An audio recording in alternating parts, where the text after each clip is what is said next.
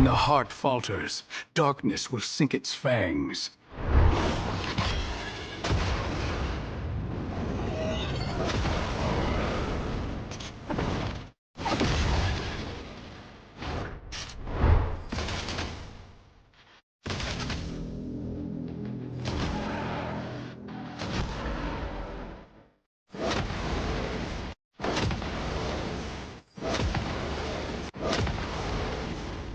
All will kneel before my ambitions.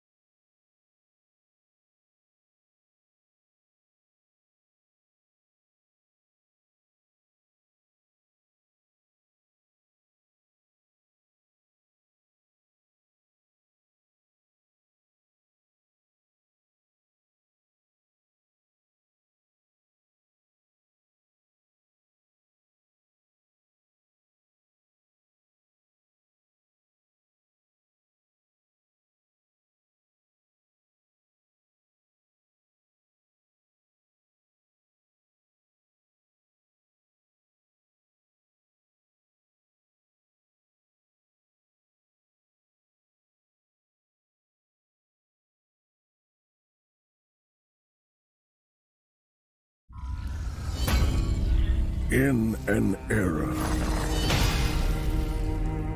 forged by trials and tribulation, few are worthy of the title Legend. Tempered by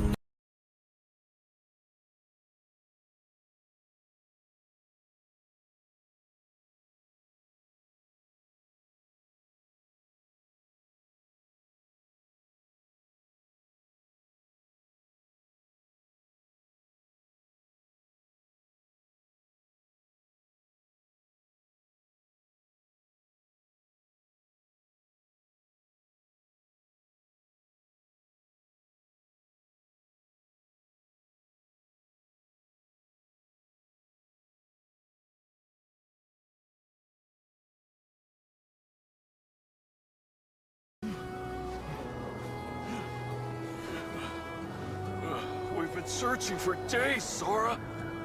The shifting cloud is just ahead! Look!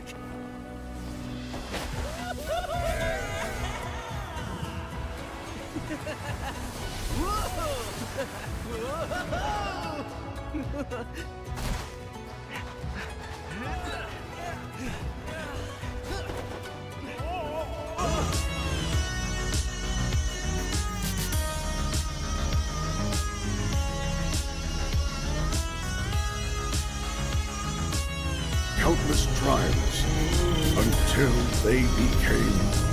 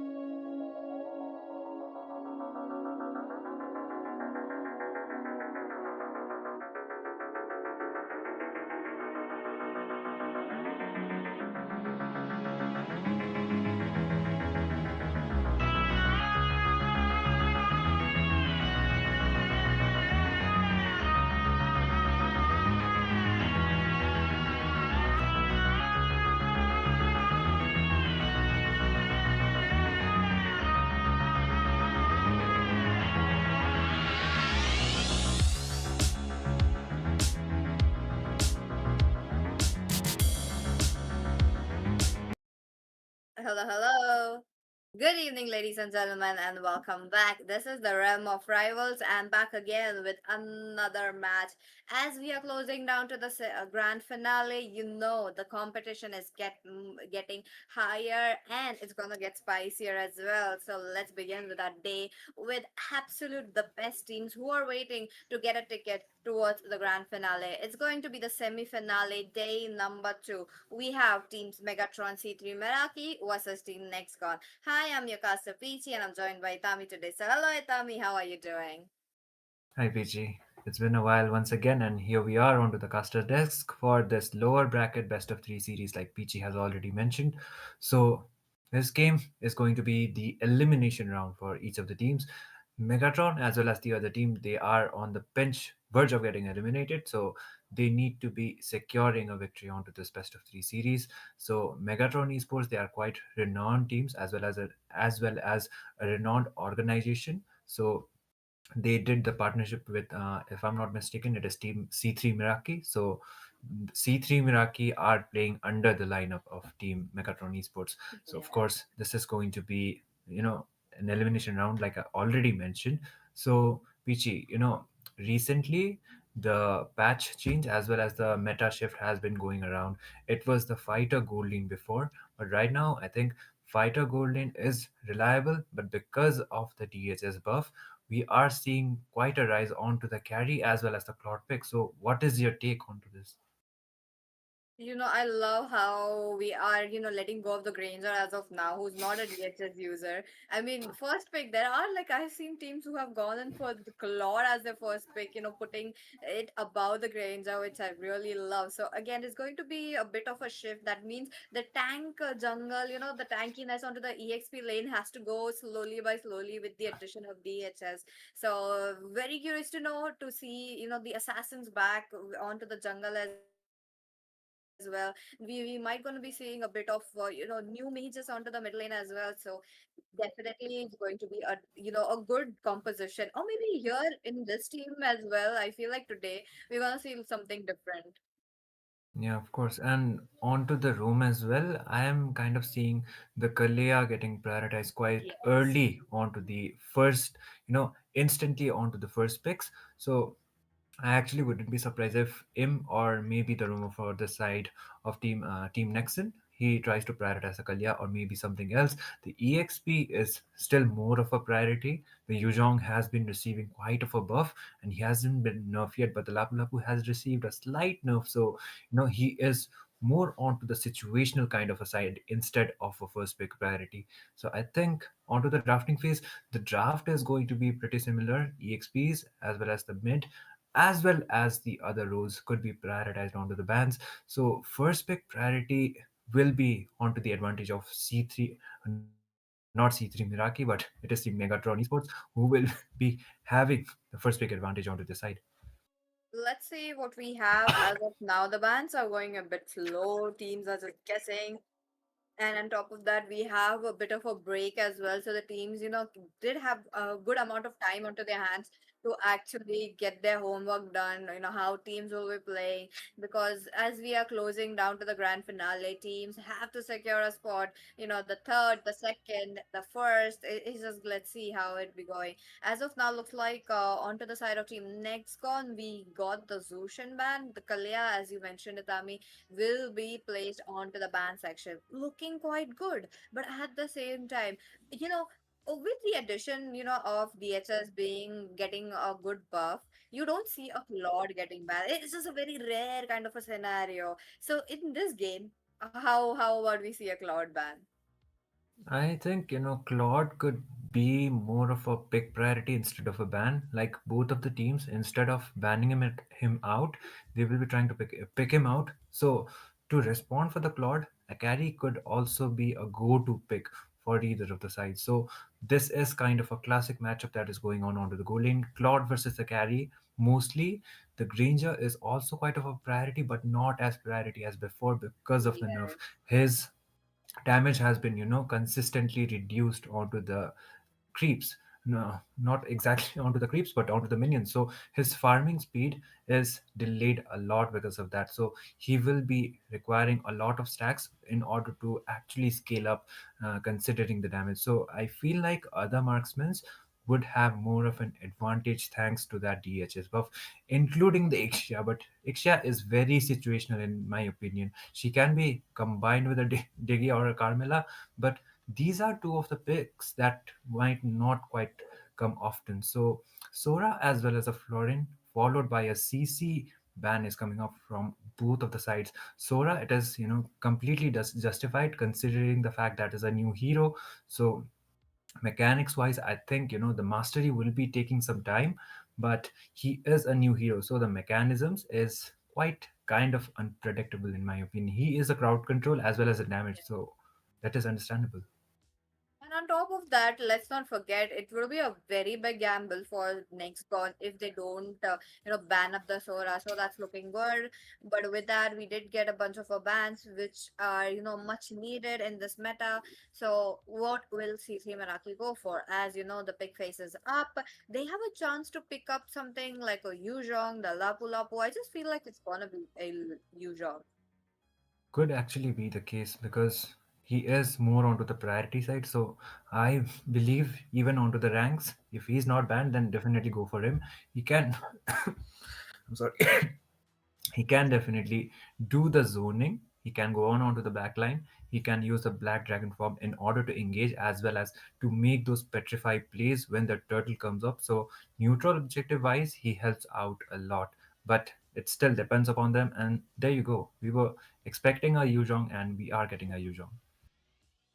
Looking good for the one side though, but they have to match that energy. Maybe a Lapu Lapu can go in into the hands of team next call, or possibly something of a extra, something different, or maybe we could see today. So let's wait and watch what we have. But so far, it's looking good. We got Thamus onto the EXP lane. Highly unexpected. I was expecting something like a, crowd control, specifically for the team fight rather than having to be to soak the damage. But at the same time, you have the Kimmy into the mid lane. I do believe it's a mid lane Kimmy that we are looking at, but mid lane Kimmy, that's just the pick that I was not, it's not a pick that I want to see today. Kimi, she is still priority onto the mid, but I think if you are going up against a utility kind of a draft, I believe Eve could have been a better option, but Jushin could have been the best choice. But fortunately for this game, she is banned, so there could be other priorities, but they most probably are relying on to you know onto their comfort instead of the meta. But Kimi, she is kind of situational, but if she is able to stack up onto the Sky Piercer quite early, then she is still a viable pick. And speaking of viable, YSS has never left the meta. He is still onto there even after the nerfs with the Lancelot, of course. Lancelot, he is kind of affected, but still we do see him onto the pro scenes. If this match is dangerous grass or expanding rivers, I definitely can assure you that the Hilda is going to have a lot of an advantage. Definitely, there's an advantage right there. But talking about that early game, next gone, they look quite strong with the Joy. But against that Joy, you do have the YSS. Compared to that, it's gonna be a bit of a slow farm for the YSS. The team has to pick up something for a good amount of a crowd control as well. So let's wait and watch if it's going to be a Minotaur. But back again to the banning phase, we are getting good amount of mages. I do believe we're gonna see a bit of, mage as well as the tank on there. I do want to see the Minotaur getting banned, because if team C3 Meraki does picks it up, it's looking quite good with the composition. But there's an Hilda as well. Okay, so Hilda roam, I do believe it's an Hilda roam. So Minotaur is out of the way, but it looks like C3 Meraki doesn't want to let it go. Yeah, of course. Like Minotaur is, of course, onto the ban priority, considering the fact that Roma is still yet to be picked from the side of Team Nexon. So they are okay. Interesting enough, they decided to ban out Xavier, something I don't see often onto the ban sections. He is a very situational pick, but he is a kind of a hero which is more of a support onto the early game phase before he gets his items. But once he is able to get his Trinity as well as he goes on onto the lead game, the damage is definitely going to be scaling up. And Xavier mostly shines when it comes to the base defenses. So I would say it might be kind of a strategy for the side of Team Nexon. So they decided to ban out the Xavier. Maybe C3 Miraki, they like picking out the Xavier onto the mid, but it still leaves out a lot of options for the side of Team C3 Miraki onto the mid, because the Eve is also open. The Joy can actually dive on onto the backline. That will be one of the things. But a Ruby as well as a Thamu is a utility kind of a draft. So they are heavily reliant on to how well the Kimi is able to farm up and get the Sky Piercer stacks. But I completely forgot about the SpongeBob skin and of course the Cyclops. So concentrated energy as well as the brute force, he will be able to get the life steals as well as dish out some decent amount of damage. Definitely. And I was expecting something like a Valentina to jump in onto the side of Team Megatron C3 Meraki, but that was not the case. But they did deploy another fighter though. They're not much keen on putting a marksman onto the goal lane, which is truly surprising given the fact that they did match up the energy. I love how they kind of predicted that the Ruby, going onto the goal lane with that, they don't want to put a DHS user right there. So that was a very good decision. So the mini dashes from Ruby, the mini dashes from the Joy as well, it's going to affect a lot. But Nexgon are Oh not my god. backing down. They want to stack it up. They want to make sure the HPs will be drained out. you know I actually was expecting a Ruby Gold Lane, but apparently it is a Ruby Roam with an Xbox Gold Lane apparently, and they are going up against a Yuzhong Gold Lane. So the draft is pretty much interesting, I would say. It was more of onto the Prime, onto at least before the patch. So the map I probably think is going to be the dangerous grass. So yep, the Hilda is going to be having a lot of advantage onto her side. Welcome back to Realm of Rivals, and here we are onto this best of three series. Lower bracket elimination game for the side of Team C3 Meraki, also known as Team Megatron Esports, going up against Team Nexcon. So here we are onto the land of Dawn. Let's go, let's go. It's gonna be a best of three, so trigger teams will be having to wait it out, try to make sure to get the first victory. YS is not getting the lead up by just a fraction of a second. That is definitely the case that we have looked. But Greed though is out of the way. He's out of the way. Is it a Ruby tanker? Oh, it Yeah, it is is. a It Ruby. is. It is a Ruby Dome. So, yep. It is a Yuzhong gold lane going up against an Xborg gold lane with a Ruby Roam. Interesting, interesting draft, I would say. And they don't have that marksman kind of a reliability, but instead it is just the Kimi who is more of a marksman as well as a magic damage dealer. So she needs to be scaling up when it comes to the damage. So it will be progressed out onto the later phases of the game. For now, they are just trying to dive in onto the bot side. The vengeance is already popped off from the Thamus. Zenny might just be able to get the kill, and it will be Godfather Henny able to get the first blood for the side of Team Megatron Esports. Early vengeance coming up from the Thamus will be costing his life, which is quite unfortunate. But at the same time, this means that it is an absolute of 100% good advantage. But wait a minute, they're not over. Super IMM goes in for the Ruby. Hani picks it up once again. Now, Megatron Esports are on a roll. They pick up another kill back again towards the jungler. Now, it's an easy turtle for them.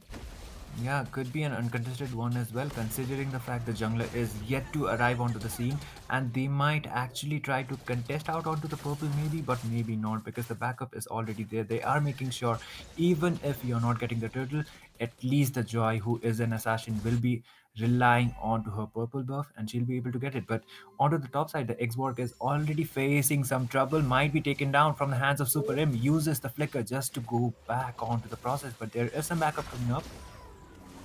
Oh, let's wait and watch. She's the Oh, White Low will be taken out once again. Next on to the chopping block, you got Greed as well as Damselet as well. Now Window, he's all alone at the top lane, battling it out. What is it going to be? Low on Firaga armor. Is he going to survive? And that's not the case though. But he oh. down one and then goes on back. He does take the goal laner down though. He was able to get the trade at least onto Ching. Ching did go down onto the process, but Exborg also did fell off too. So next gone did got the opening, but still Megatron esports are looking pretty strong. Speaking of strong, there is the crowd control coming up from the Kimmy onto Godfather Haney, but Haney was able to escape it out with the flicker. Just goes back right on time, and Kimmy was not able to secure the kill. Once again, Team Nexus onto a dicey kind of a position, and Megatron Esports, of course, they will be trying to extend their lead as much as possible. But there is the lane swap actually. Thamus is going on to the goal lane instead of the export. I mean, understandable. Been a lot of gangs going around onto the bottom lane. Thamus is the one who's gonna soak up a lot of damage, while Cheese has been taken down quite a few times as well. Now that is definitely proving, not good for the side of Team Nextcon, who's trying to get an advantage. But wait a minute, they lose the purple Oh, buff. No way. I'm expensive is definitely getting expensive this time. yeah, he might actually end up as a reg guy as well for this match. But the turtle already being spawned, there is the ultimate coming out from the Kimmy, not connecting on to anyone. So I'm expensive. He will just be doing those basic rotations as well as trying to focus on to his neutral objective. That is going to be that turtle. So I think they will just be retreating it out, and the jungler for the side of Team Nexcon is nowhere near to be contesting it out once again. He might not try for the contention, but he will be trying to get the orange buff. But there's the Mountain Shocker coming up as well as the backup from the side of Team Megatron Esports. They might actually just commit. Oh, what is going to be? Given the fact that there is a red buff to contest, YSS taken away once again. She's not getting anything, but PS looking quite low will be taken down. Killing spree picked up for Lisa from I'm expensive. He's looking for one Ooh. more, but Zenny, he does gets it. Now you're talking about the mate though, being trapped by Cyclops this time. Oh, Henny. Sure, but Handy though, quite a good amount of damage and a bit of a basic helping him to secure the kill. Yeah, the Cyclops is getting quite fed to be honest. I guess that is the third kill being secured for him onto the 5 minute pace. So I actually wouldn't be surprised if he decides to go out for the Sky Piercer too. But there's the I am offended coming on to Haney. But there is the Petrify as well as the Black Dragon Fall almost being used out. But Ching is able to get the kill onto Cheese just like that. The purple buff just goes down as well. And once again, Team Megatron Esports are the one having the advantage for the side. Oh, wait a minute. Bottom lane Pias is back again. So he's just waiting it out. I don't believe he's gonna get a chance to actually protect this turtle given, sorry, the turret, given the fact that there's three members already scouting it out. But let's wait and watch what happens because Megatron Esports, they have the advantage. They are the ones who has the early game tempo onto their hands. But wait a minute, look at Uh, them. One by one, they're trying to take it down. There's a bit of a knockups coming in. And then oh! comes it at the very right moment and flickers out of the way. He knows that Turrets is going to be quite deadly. Greed though looking quite low. Yuzhong trying to go in, but Super IMM at the backlinks will be picking up a kill. Greed looking quite low. He's trying to survive and unable to do so. But geez, is it a right moment given the fact that he spotted the Cyclops looking Uh-oh. quite low. He does not get that opening because Yuzhong being protected. And it's not a kill for Cheese. A 4 for 1 for the side of Team Megatron Esports, of course, once again. So they, at this point, they are just extending the lead, and the Joy will not try to contest out for the turtle as well. That will be the third objective going out for the side of Team Megatron Esports. But look at Zenny being quite a menace with the phobias. He just uses the Infernal Pursuits, spams onto him, and gets the kill onto Cheese. That is going to be the jungler getting taken down from the hands of the EXP laner, as well as a tower and a turtle for their side. So they are, just dominating at this point. He might just go in. Once again, the Infernal Pressure being used out by Zenny. There is the Xborg as well for the Phobius, but the thing is, the farm difference is just showing up. I agree. With the farm difference, there's no damage onto the side of Team Next one. Even if they have a good amount of crowd control, the AoE damage right there from Megatron Esports is just enough to make sure that the Ruby goes back. Now that the members are, pushed back towards the inhibitor, it's going to be quite hard for them to contest for the Lord. It's going to be quite hard for them to come into the river area to actually get a good contest, despite having three members who are on fighters. Is the same case for the side of Team C3 Mera? Oh, onto the Yeah, bot. but wait a minute, Ching though. Okay, bottom lane cheese though. Ooh. One basic attack was just enough to take him down. It's gonna be a bit of an easy, 4v5 situation, but let's wait and watch how they are trying to get down the inhibitors. Yeah, they are just making sure that at least the turret shields are up before they come up with a lot for the side of Team Megatron Esports. So they are not forcing their ways in, but there is the ultimate coming out from the Kimmy. There is the stun as well. I'm offended being used out, and this time it will be the shutdown onto Haney. A small opening for the side of Team Next Gone. That was a big of a shutdown actually, but still they will be requiring much more in order to actually come up back onto the game. There's the Petrify as well as the Black Dragon form being used out by the Yuzhong, but he just goes back onto the process, being aware of the fact that the Lord will be spawning onto the next few seconds. Oh, this is going to be a bit dicey though for the side of Team Nextgon, given the fact that they are losing a lot of gold. They are losing a lot of damage as well. So let's wait and watch what they will be trying to do. The Lords is definitely impossible for them, but C3 Meraki, Megatron Esports Oh, have all the chance though. They have all the chance to actually try to get an end right with this Lord. Let's wait and watch. Into the mid lane, you do see a bit of minions coming quickly onto their side. But, there is a lane synchronization play. yeah, they are trying to, sing the lane as much as possible because the fact that Team Nexcon only has the inhibitor towers for their side makes the defense a lot tougher than the usual one. So this will be the first Lord marching up. The lane sinking might not be up quite actually, but there's the Black Dragon form as well as the Infernal Pursuit, the engage coming up from the side of Team Megatron Esports. Just like that, Greed goes down, and it might be the end for the side of Team Nexon as well. Megatron Esports are not forcing their ways in. They are trying to sink those lanes and they are trying to get the minions from the top side as well. But that will be the tower as well as the Phobius is able to get the kill and looks like they will be directly marking onto the base. The Lord's HP is quite low, but the YSS is just going to be using off onto his passive, and it will be Team Megatron Esports who will be able to get the first game for this best of three series. That's true. That's true. And here we are, Team C3 Meraki, Megatron C3 Meraki, picking up a win for themselves. What a game that they have shown today. Absolute domination right from the second number one. So let's wait and watch how it would be going. Who picks up the MVP though? I just feel like it's definitely going to be the YSS. He was there all round clock, and on top of that, YSS was just making sure to stun them as well. Ruby, as a tanker, did not get any chance to get a chain CC on, despite having such a good kit for herself. That was just very impossible given the fact that the tankiness of Team Nexcon, not Team Nexgon, but the side of Team Megatron City Miraki, and they themselves jumping towards the turrets. It's just not one instance, but multiple instances that they made sure to get into the turret, take them down, and that's definitely an end.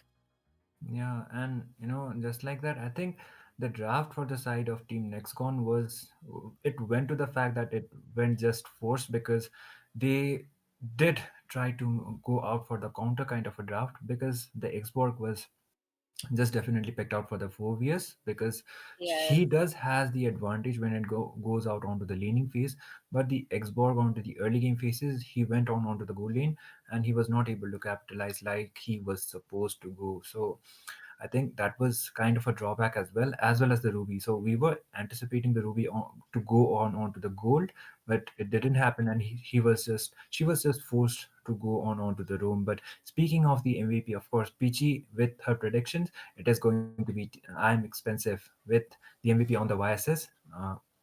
the team fight participation as well as the kill participation. Kill participation, he was not able to do that much, but YSS, he played it out more as an objective based jungler. So the farming speed as well as the team fights, and let's say the objectives was one of the reasons why team Megatron esports were able to end the game quite early, and they did got their advantage for their side.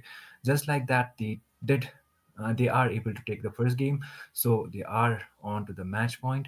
But what is Team Nexon going to be doing? Will they be coming up with a better kind of a strategy, or they will just be making some changes with the draft, maybe relying more onto their comforts?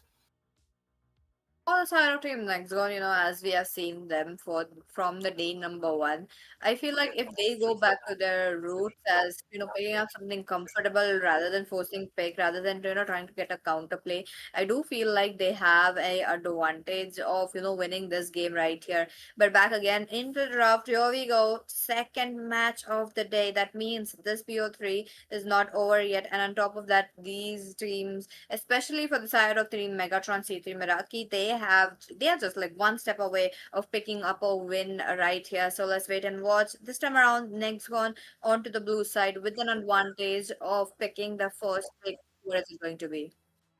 Yeah, and this time first pick advantage is for the side of Team Nexon. So a do or die kind of a situation onto this best of three for their side, and they are banning out the Jushin first. It looks out pretty similar. It was the first ban for the side of Team Nexon as well. They went out for the Jushin, and Team Megatron Esports, they went out with the Kalea. So similar kind of bans might be coming up.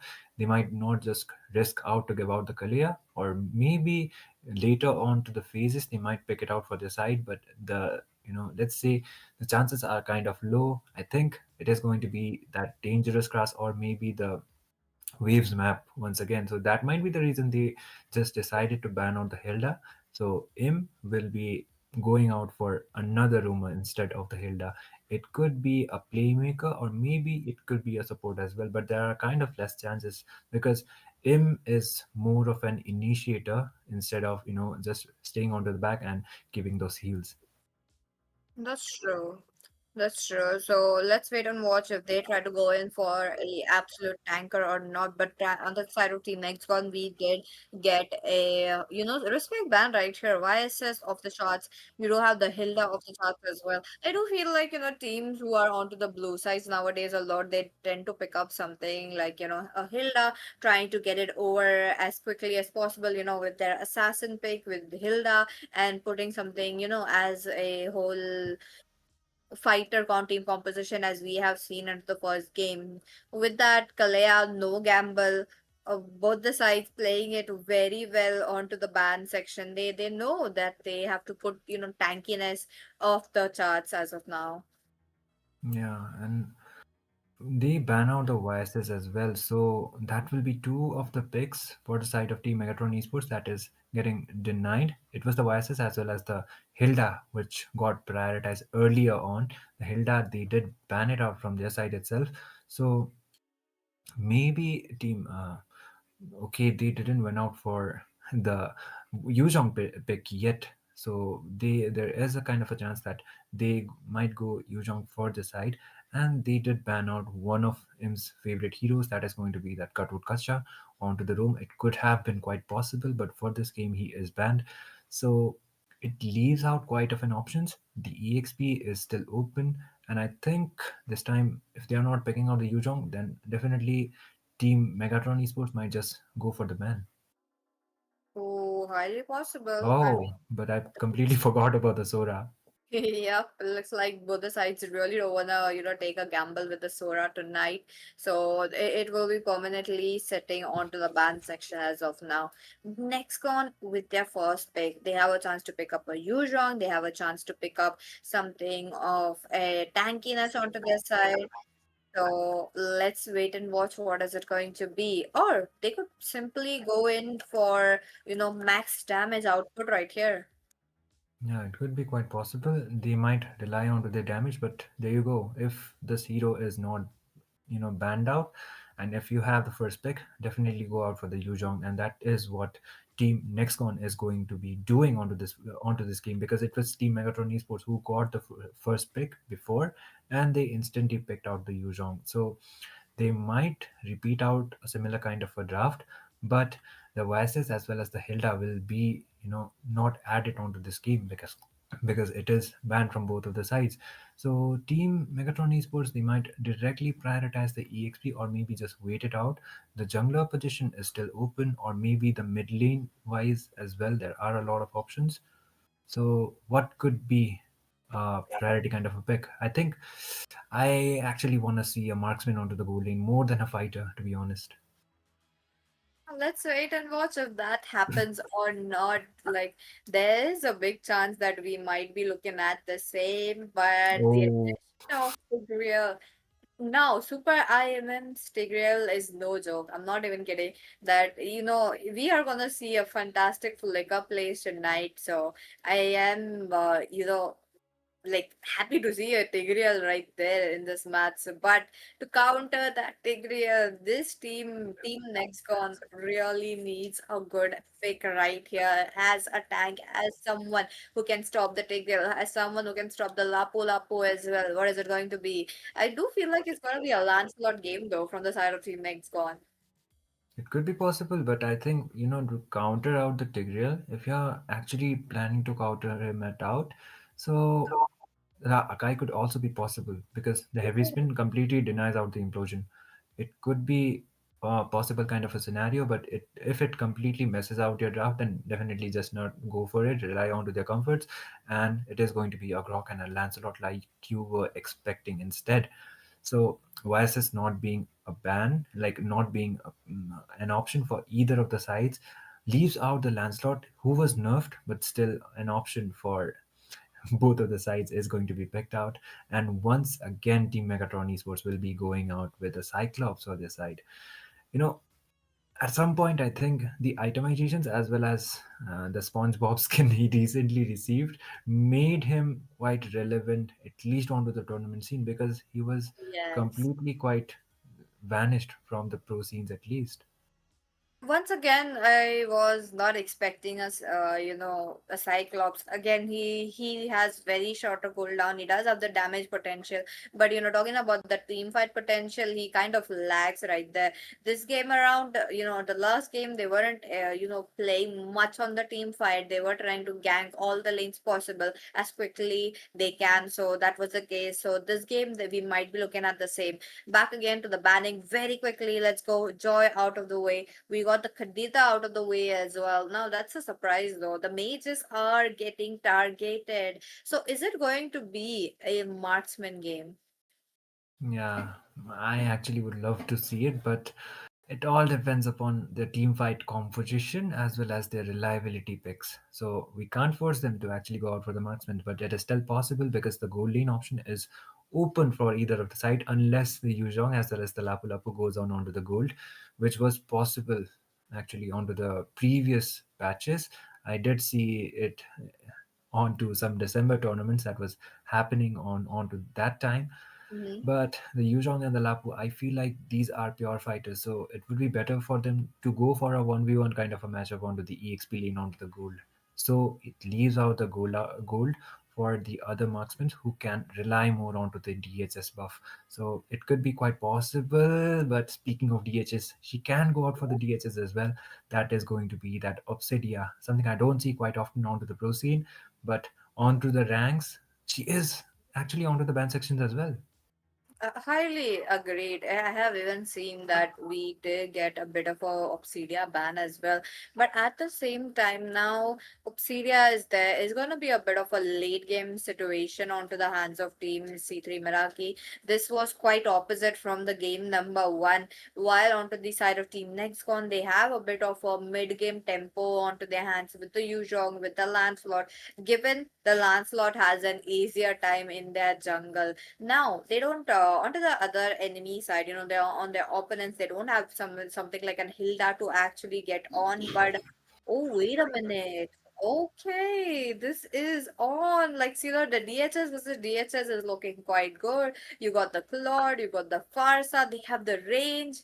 Now, there's a range, there's immunity, there's mobility. Team Nexgon really looking good with that team composition. What do you think about that, Adami?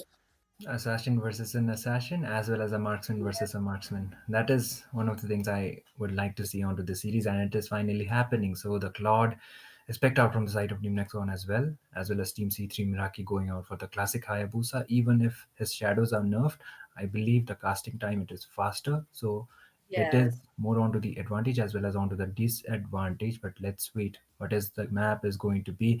Expanding river it is. So the river control is going to be mattering a lot onto this game.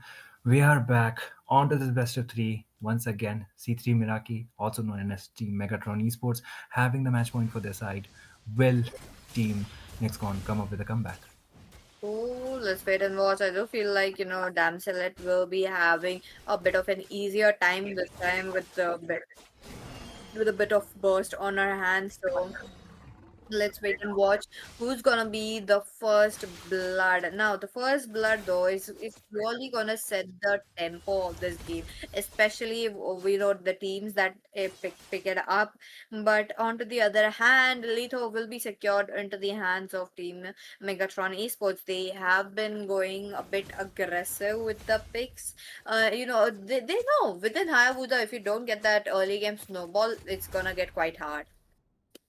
Yeah, and the thing for the side of Team Nexgon is, it is the Claude. I do agree. He has more of an advantage, but there's the Petrify quite earlier on onto the phase. It could have been used out onto a one kind of a scenario when it comes to engaging, but it already happened. And you know, team fights wise, the dragon will not be able to make the petrify combo. There is the phantom execution as well as the combination completely, just landing on to Haney. He gets the first blood, and it will be Team Nextgun who will be having the advantage this time.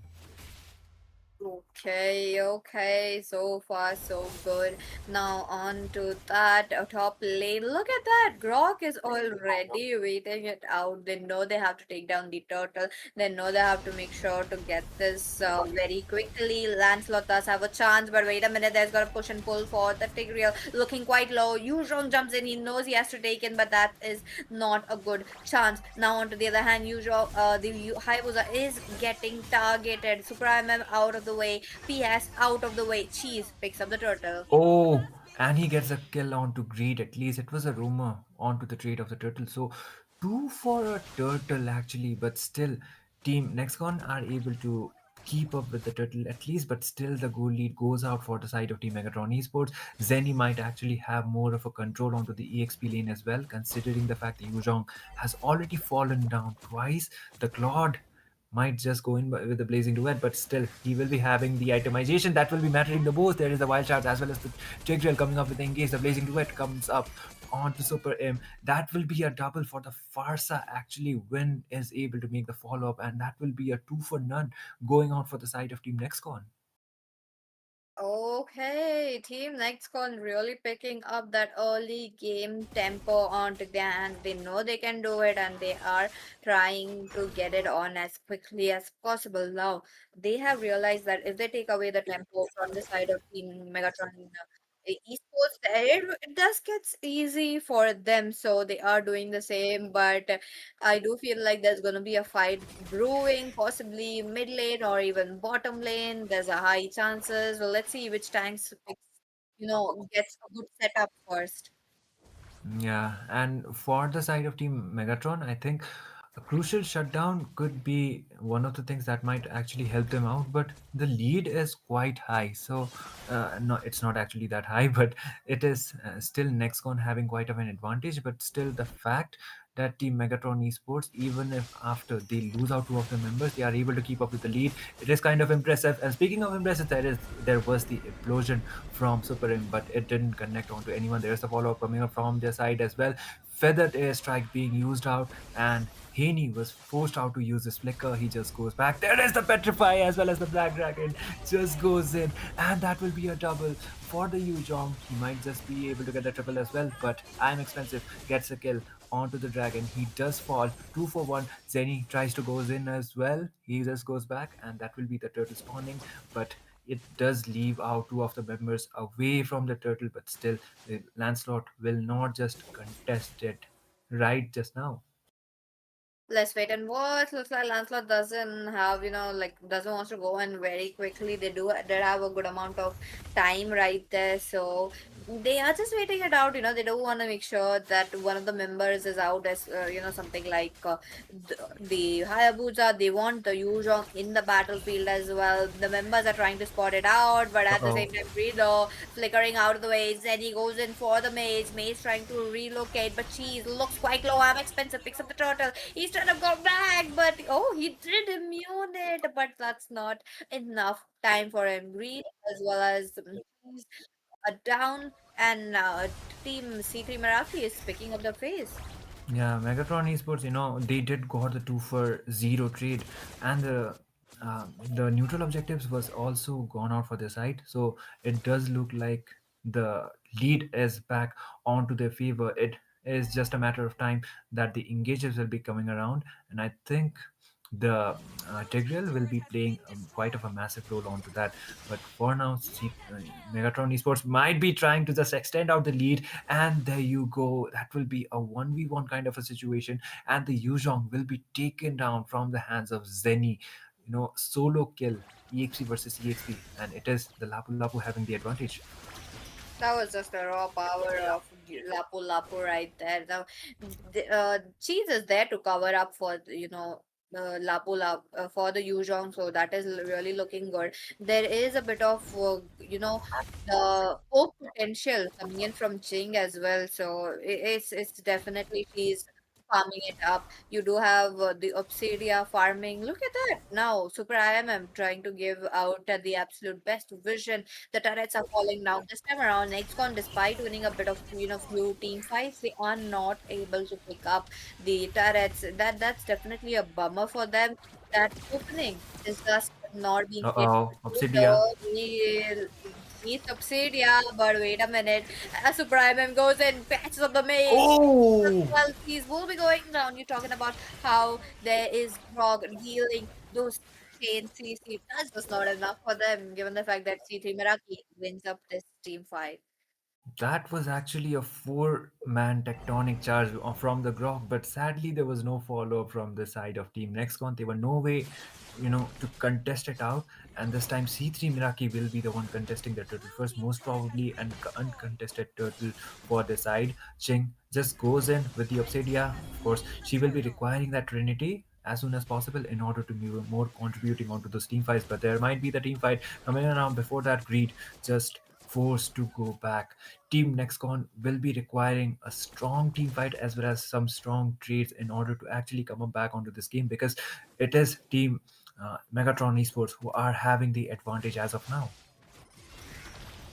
That's true. That's true. They're waiting it out. Looks like Megatron Esports are also picking up their phase. They know they are getting that, kills onto their hands, but at the same time, oh wait a minute, there's a bit of a damage coming in from Ching, but it won't be enough though. He's just waiting it out. Claude will be taken out meantime. That is definitely a big thing for the side of Team CT Meraki, that they can push in more. Yeah, they are just going to be, it is kind of looking a deja vu kind of a scenario from the previous game. They are able to get the turret shields, and they're making sure before the Lord, it's only going to be the inhibitor towers remaining for the side of Team Nexcon. Previously, it did happen out the same. There's the Black Dragon form once again being used out. The airborne comes up as well. And there are some engages coming around from either of the sides, but Team Nexcon are forced to retreat. There is Super Imp as well as the flicker combination. The implosion will be connecting onto two people, and just like that, it will be a 4 for 1. It was just the Roma who just goes down. Im gets the trade, and just like that, Team Megatron Esports will be having the advantage. They are trying to force it out from the inhibitor towers, but the damage is definitely done. like it was on to the first game previously. It is looking kind of same, but the thing is, can Nextcon come up with a comeback from this? I really love how Team C3 Meraki, tries to take the Holy Shield before going Oh, to the Lord. So that's definitely a good thing. But Lapu Lapu, though, okay, agreed. We'll be meeting that, and that is a kill. The Lord is spawned up. The Team C3 Meraki, Megatron Esports are trying to get the inhibitor. But wait a minute, oh, where towards the Cyclops. But wait a minute, do you see Super IMM with that? you know Surprise element of implosion that is definitely looking so good. They are closing down towards the Nexus. Members are taking down oh my Jams god. one by one. They are going to go down. What are they going to do? Oh, a back They lane. are just trying to force their way in, but that will be way more of an overextension. The feather airstrike comes up. AD, that was kind of unnecessary to be honest. He just goes down trying to spam those recalls, and that was full of a dive in coming up from the side of Team C3. Miraki just losing out four of their members, and the Lord has already been spawned. So I guess they will be trying to focus onto that neutral objective. But thanks to overextending their way out onto those team fights, no tower is remaining for the side of Team Nexcon, so they can just force their ways in with the Lord. I am not sure why Team Nextgon did not go in for the Lord, though. That was such an good chance for them to, get it on, given the fact that there's no Tigreal, there's no expensive, but okay, Oh, there with the feathered airstrike just gets a kill on an expensive. Now that's definitely getting costly on the side of Team C. Miraki, look at that. Black Dragon form tries to go in for the mates. It will be meet by Super IMM as of now. There's a bit of the planet oh. concentration, and PS will be taken down. Haney gets the kill once again, and it will be the Yuzhong just going down onto the process. PS will not be there onto those team fights. And I think for the side of Team Megatron Esports, the Feather Strike once again comes out onto that Obsidian. Oh my god. Peachy, Okay. please. A bit of a damage right here, left and right from Reed as well. Talking about Super IMM who is trying to protect the marksman. There is waves crashing from three lanes. Talking about lane synchronization, TK Meraki really has it very good. Let's wait and watch what are they going to do, given the fact that it's just chaotic as of now.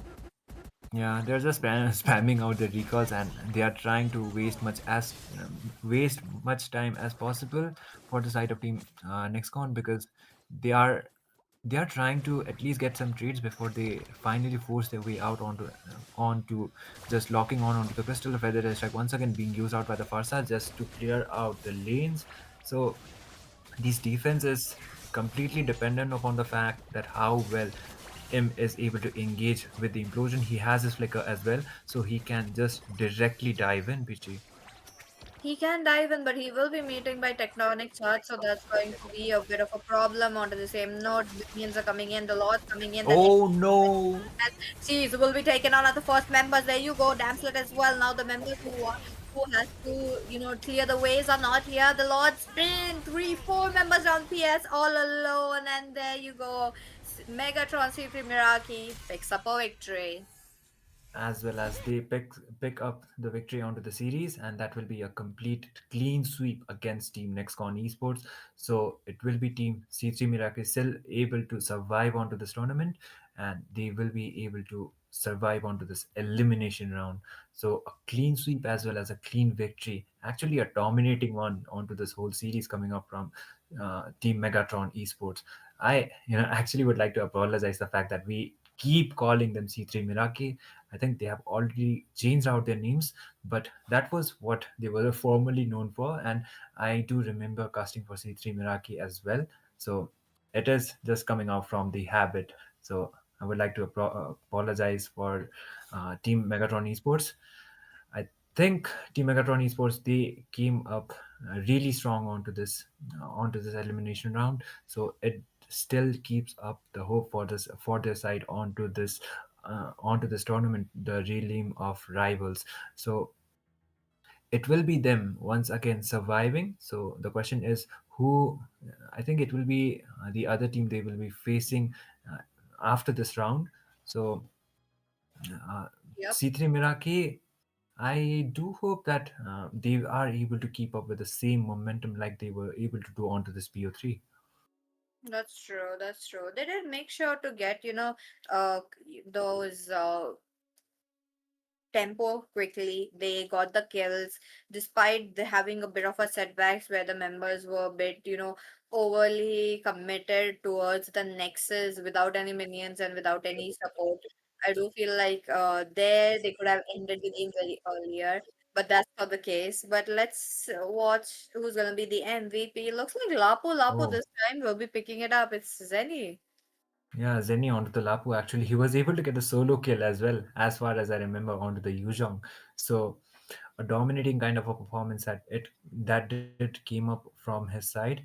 I believe he didn't even fell off once, or it was once or twice he did actually fell off because Yes. there was kind of a scenario that it was almost a wipeout for the side of Team Sage Miraki when they tried to force out onto the crystal before the Lord. So it could have been quite possible, but Zenny will be the one who will be taking the MVP for this game, dominating Lapu Lapu performance despite the nerfs, and he did went up really strong even against that Black Dragon. Definitely, he did play it out very well. I really loved how the members were, supporting each other right there for the side of Team Megatron Esports. But next gone though, they had a bit of a chance. I feel like the timing mismatch really did not work for them. We had a moment where Team Megatron Esports were completely wiped out. Like the members were, just few seconds away. But I did see win onto the top lane. I mean, it's Claude, okay? You have the main items. You could melt down the Lord quickly. Maybe you could have a bit of a problem. And on top of that, there is a Lancelot. So I do feel like they could have capitalized a lot and tried to push it down. But instead, they went in to, take down resources. Not from the enemy side. So that was definitely a bummer that I was looking at. But curious to see the result screen. What is it going to be? Yeah, and coming up onto the result screen, of course, uh, look at Super M, man. 8 kills onto a Tigreal. That is, of course, that is really impressive to be honest. Like he did came up with really good implosion sets, and he was the playmaker, like he is for the side of Team Megatron Esports. So the fact that he has more kills, almost the same as the jungler, is really impressive for me. But for the side of Team next game as well. The Grok as well as the Yuzhong, they did came up with 2 of the kills. I think the Farsa was doing pretty impressive when it came to the defenses. She was punishing the other members for the side of Team Megatron Esports. They with when they came up with the overextension, but the fact as well as the goal lead was way too high for the side of Team Nextcon to actually have an upper hand onto that. That's true. I loved this game to draft very much, right from both the sides. They played it out very well. You have seen a Cyclops working it out with a Tigreal, so that is definitely a surprise for me. With a Tigreal, you pretend to pick up something like a Farsa or possibly a Loi, trying to get the CC chain on so that the members won't be just running away. But that's not the case. Team Megatron City Meraki went all out. They got the victory in a clean sweep, and boom, they will be just trying to go one step forward now. Yeah, and I actually would like to, come up with the announcement that there have been 2 disqualifications. Actually, it is Team Yama Esports as well as Team Godlike because apparently it was the mythical leaderboards teams and they were not allowed to play out the Oh, tournament. So you know they were, let's say, I would say they were more overqualified for this tournament. So that was the reason why they were, let's say, they were not allowed to go out onto the further stages. But speaking of that, it will be the other teams who will be going on onto the finals. We will be finding it out very soon. We will be back with one more best of 3 series. Till then, Pichi and Itami will be going out for a short break. We will be back. Stay tuned.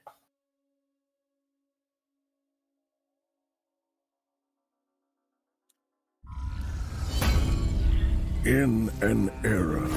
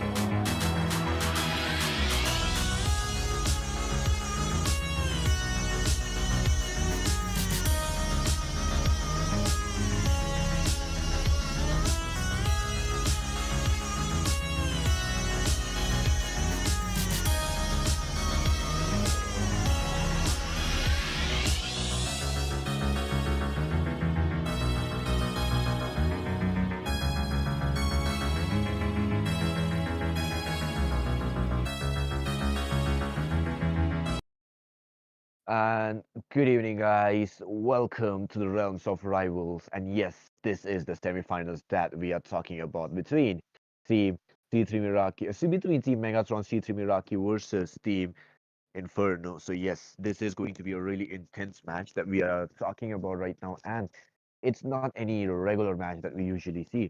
This is going to be the BO3 between semi-finalists, and yes, whoever wins this will be going towards the grand finale. In the castle decks, it's your homeboy Jeff. Coming alongside me, we'll be having Shinryu in a few seconds. Don't worry, he's just setting up his camera. But yes, I mean, if you're talking about the match here, what else do we expect between these two teams? They are in the semifinals. They are going to be doing absolute best in their matches. They are going to be doing whatever they can in order to secure the spot for the grand finale because nobody wants to be third or even fourth because whoever will lose this, I think they will be having a second finalist as well. They will be having a second runners-up match as well. But yeah, nonetheless, on towards that, if you're even speaking about these two teams, yeah, I have seen Megatron C3 Miraki. They've actually played out their game really crazily. While for the side of Team Inferno here, I have casted their match as well, and they actually play really, really aggressive. So yes, both these teams they are going to give out their absolute best here, and I know for a fact that this is going to be a revenge match as well. I don't remember who won here, but yes, in the Forge round here, they actually won. One of them actually won against each other. So this is kind of like a revenge match that we are witnessing, but from the side of Team Megatron. C3 Miraki, they are going for the first pick here. They are going for the first ban as well as the first pick. So their main priority should be somewhat of a Yuzong or maybe even a carry and a Claw here because after the fighter buff and the DHS buff, they are going for an absolute rampage here without any issue. But it is going to be the Kadita, which will be banned out for the first phase instead. And the Kadita, straight off the bat, I think that Team Inferno would not be having that greater of a time here. But nonetheless, from the side of Team Inferno here, they can actually ban out a lot of those fighters for a few seconds, but depending on the fighters, it is also a really big of a question. So yes, like I was talking about a fighter, it's going to be a Yuzong, which will be in the ban list, a really strong hero, especially for the backline hunting, and the Shar residue being an even stronger of a menace. If you're going for a quantum charge, you can pick out somewhat of a really strong 100 strike and go for an extra movement speed and then complete your spellvamp. So yeah, a Yuzong is a perfect hero, and exactly countering out a Yuzong would be a Baksha, but a Baksha would be in the ban list instead. No Yuzong, no Baksha use, so it'll be in the ban list, and I don't think so the side of the Megatron C3M would want to pick it up as well. But from the side of the Inferno here, they would actually be banning out a YSS, a Yishin. Shin would be on the ban list, a really strong scaling hero in my opinion because of the way that he actually scales up as soon as he gets those items here, as soon as he gets those jungling onto his hand. So without any further ado, he would be in towards the ban list and countering it out. I think a Lancelot or maybe a Hayabusa. I mean, even though the Hayabusa's quad shadow was really nerfed out, but he is still somewhat of a really so annoying hero here. But yeah, on towards the ban list, on the last ban for the first phase, it's going to be from the side of Team Megatron C3M on towards Sora.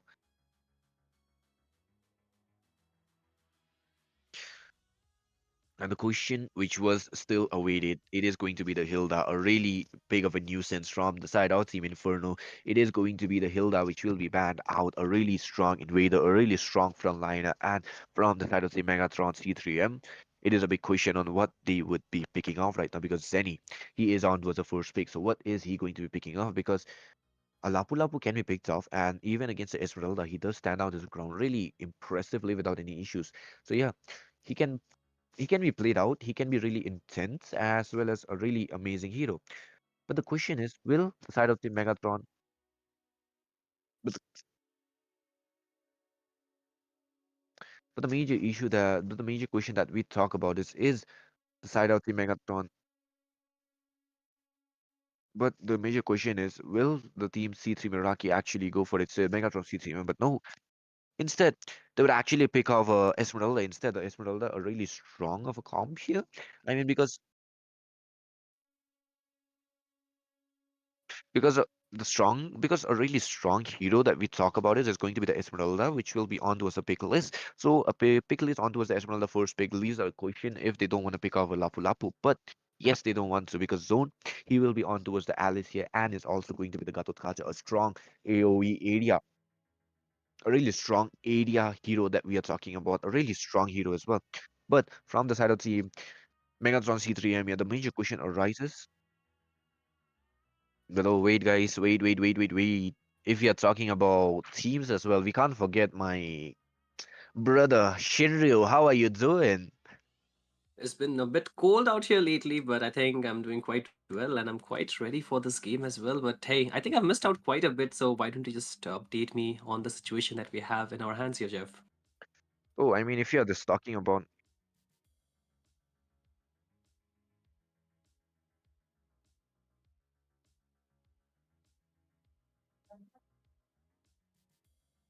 no, Okay. instead of me, we got a really good catcher from the production instead. Yeah, I mean, I love it, man. Like, this is really new for me, because I think this is the first of the times when I'm casting it. I'm sorry that I've been really away from casting, Jeff.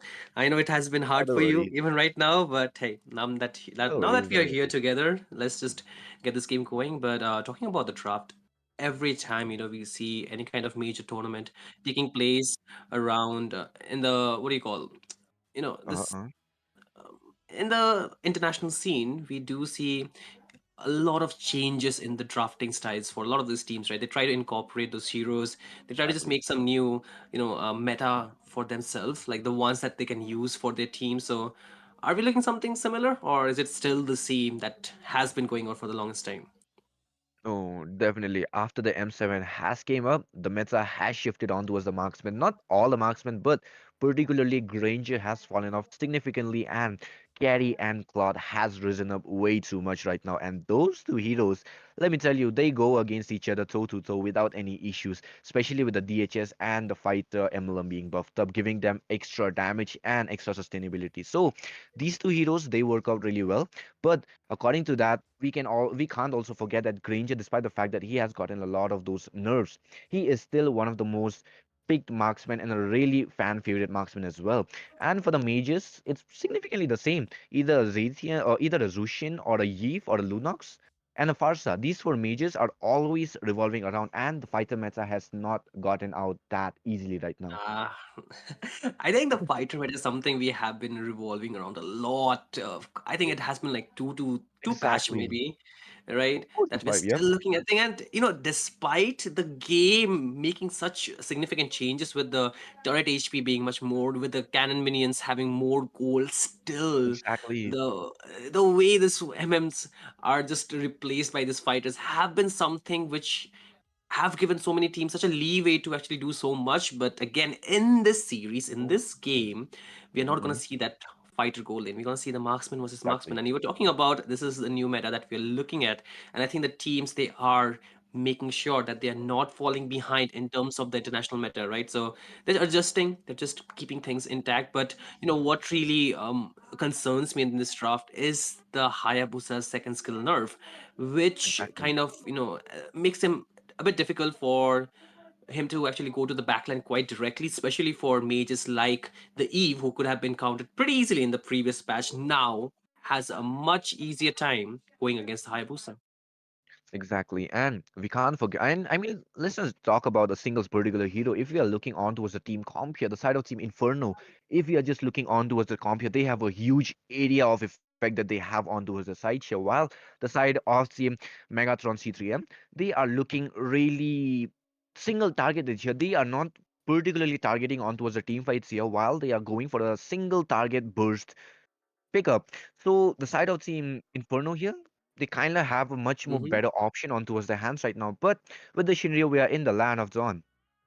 Sheesh, that looks really good. And ladies and gentlemen, Ooh. welcome to HNT Presents, the Realm of Rivals. And as we're looking at, this is going to be the game number one of match number two. And this is going to be really, really important game in this series, in this entire tournament, as we are going to take a look at it as it plays out. But again, onto the desk is going to be me, Shinryu, and I'm joined by Jeff, of course. We have already mentioned our name enough, but right now the teams who are going against each other is going to be Megatron Esports versus Team Inferno onto the red side.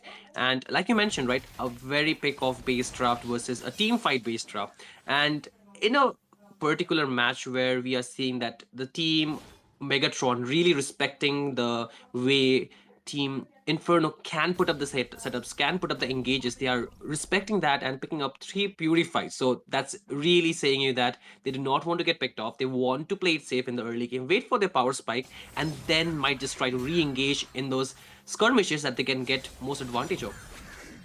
Exactly. I mean, with the way that they should be playing out right now as well, is going to be pretty early game snowball, because without that they can't do much here. Oh, but with that it's going to be a spatial migration. Purify already popped out of Moscow here. Ching without his Purify, I don't think so he will be able to participate in the team fights that often right now for the first turtle as well. But the gang already shifted on towards the top lane, and Moscow dropped below 50% of his HP. That's already a really huge upper hand for the carry here, because Moscow in a few minutes or so he will be forced to be recalling, and that's the perfect time for the carry to actually go ahead and snatch up a lot of those gold plates out of the turrets here. So yeah, carry would True. definitely have an upper hand, but oh, with that the fight will be coming for the turtle in a lot of time. Yeah, this Zushin is just gonna be putting a lot of menace, but look at the bot lane there, Jeff. They're going for it. Oh yes, we can already see the first blood onto a Zenny here by Redstone, and with this, it's going to be the first blood for the side of the Megatron C3M here, despite the fact that they have a pick-off, and they are going to do the exact same thing by picking off Oh, each and every member from the side of team. The ooh. Inferno here, but oh wait, Redstone already dropped really low right now, but the side of Team Inferno, they need to make sure that they don't do any They don't go, reckless right? engages right now. Look at the Exactly, but oh Hayabusa. They wait, don't that, it's know. only going to be the What? slam. I am expensive, gets it down, and with that, the spatial migration, RWM being laid down. Zenny doing his best, but Blackstone Oh, will be Anthony! taken down. Spear of Destruction will be there, catching Redstone. Two people down from the side of Team Inferno here, while a single body down from the side of Team Megatron C3M here. They have taken the exact advantage that they should have been doing right now. They really played it out quite well. I mean, you saw like how long that Hayabusa Exactly. was there, and he did not really just do anything as any sort. He was just like waiting for the perfect opportunity, and it just presented itself. And then the team fight, it was like really, really, favoring them so much that Megatron they got everything that they wanted of the team fight, and because of that, they will get the advantage of the goal, which is not a lot, I would say, in this respect, but still, slowly but surely, the Great Wall of China was not built in one day, right? It took time, and this goal lead will sooner or later, if it just keeps on favoring the side of Team Megatron, they can build up a lot more and get their power spike lot quicker than we were expecting. Exactly. I mean, we have seen this in the wildcard of M7 as well between Team Zone and Team GZG. Mm-hmm. Hayabusa did play out a really intense role and making a clear reverse sweep as well. But oh, with that, the spatial Oh, migration and the tsunami slam straight on towards Kens. He will be taken down by Super M without any hesitation, and that was a clean ambush that I would be seeing. I mean, Kens tried for the ambush, but he got reversed ambush instead. So yeah, that was a really brutal way of taking him down. And yeah, so I was talking about the Team Zone of making a really impressive yeah. reverse sweep by Hayabusa. And I am expensive. We know a Hayabusa with that perfect bloody retribution as well. It does not favor on your opponent's side. Instead, the way that you can play it out is always going to give you an upper hand. Oh, oh, whoa, whoa. Ooh, I top was lane. like, hey, Cheng, you need to be careful. You're going up against a carry. You Exactly. need to put a bit of respect, right? You cannot just go Oh, full on like that. But again, while all that, pick off fight happened, the 1v1 on the top 10, we are looking at the second turtle already spawning up. The first turtle, Team Megatron, they got it all for themselves. This time, what will be the take from Team Inferno? Do they fight for it or do they just let it go? Because you can already see their jungler, Kenz, is quite far away, and I don't see them really trying to contest for this after getting that loss in the first or the previous turtle fight. But now they're slowly but surely shifting to the top lane. ooh. Spatial migration already down there, but Shing will be But using up the again, Purify to be making out alive here, but Kent will be in trouble, will be knocked out by that spear, by the Spear of Misery here, and with that is going to be the death for Ken's here, but Blackstone will be coming for the fight here. Ching, a lot of damages, but AOG will be there for the run-up here, and with that, it's going to be Team Inferno losing another fight with the jungler being taken down 3 times in a no, that's 2 times in a row now. yeah, I mean, quite unfortunate. The engage was quite on point, but this Ooh. time the Star Moon will be there by Esmeralda, but Zenny cannot really cover that kill. But meanwhile, the main target was pushing the bot lane, and which they have done quite easily. After the 5 minute, the gold plating will be off, so this completely gives the turret push quite easier time for most of this hero. But again, mid Oh, lane, there will be the dive by Super M, but cannot really go for the setup he was looking for. But oh, wait! Relic. Okay, Relic will be there already, but the fight is not stopping at all. Zenny will be picked up by the Lantern's Blessing here, and Zenny soaking up way too much damage from that with Lantern as well as the spear here, and he will be taken down. I mean, he did a perfect job for trying to defend it out there Mhm. with the relic, but sadly, no follow-up from his team was there right now.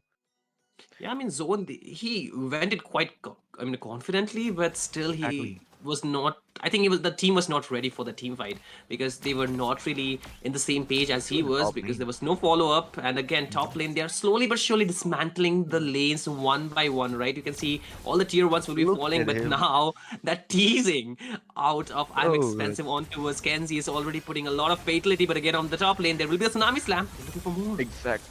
Oh, Tsunami Slam will be there. Zenny with the Star Moon already. AOG will be coming in, but missing out right now.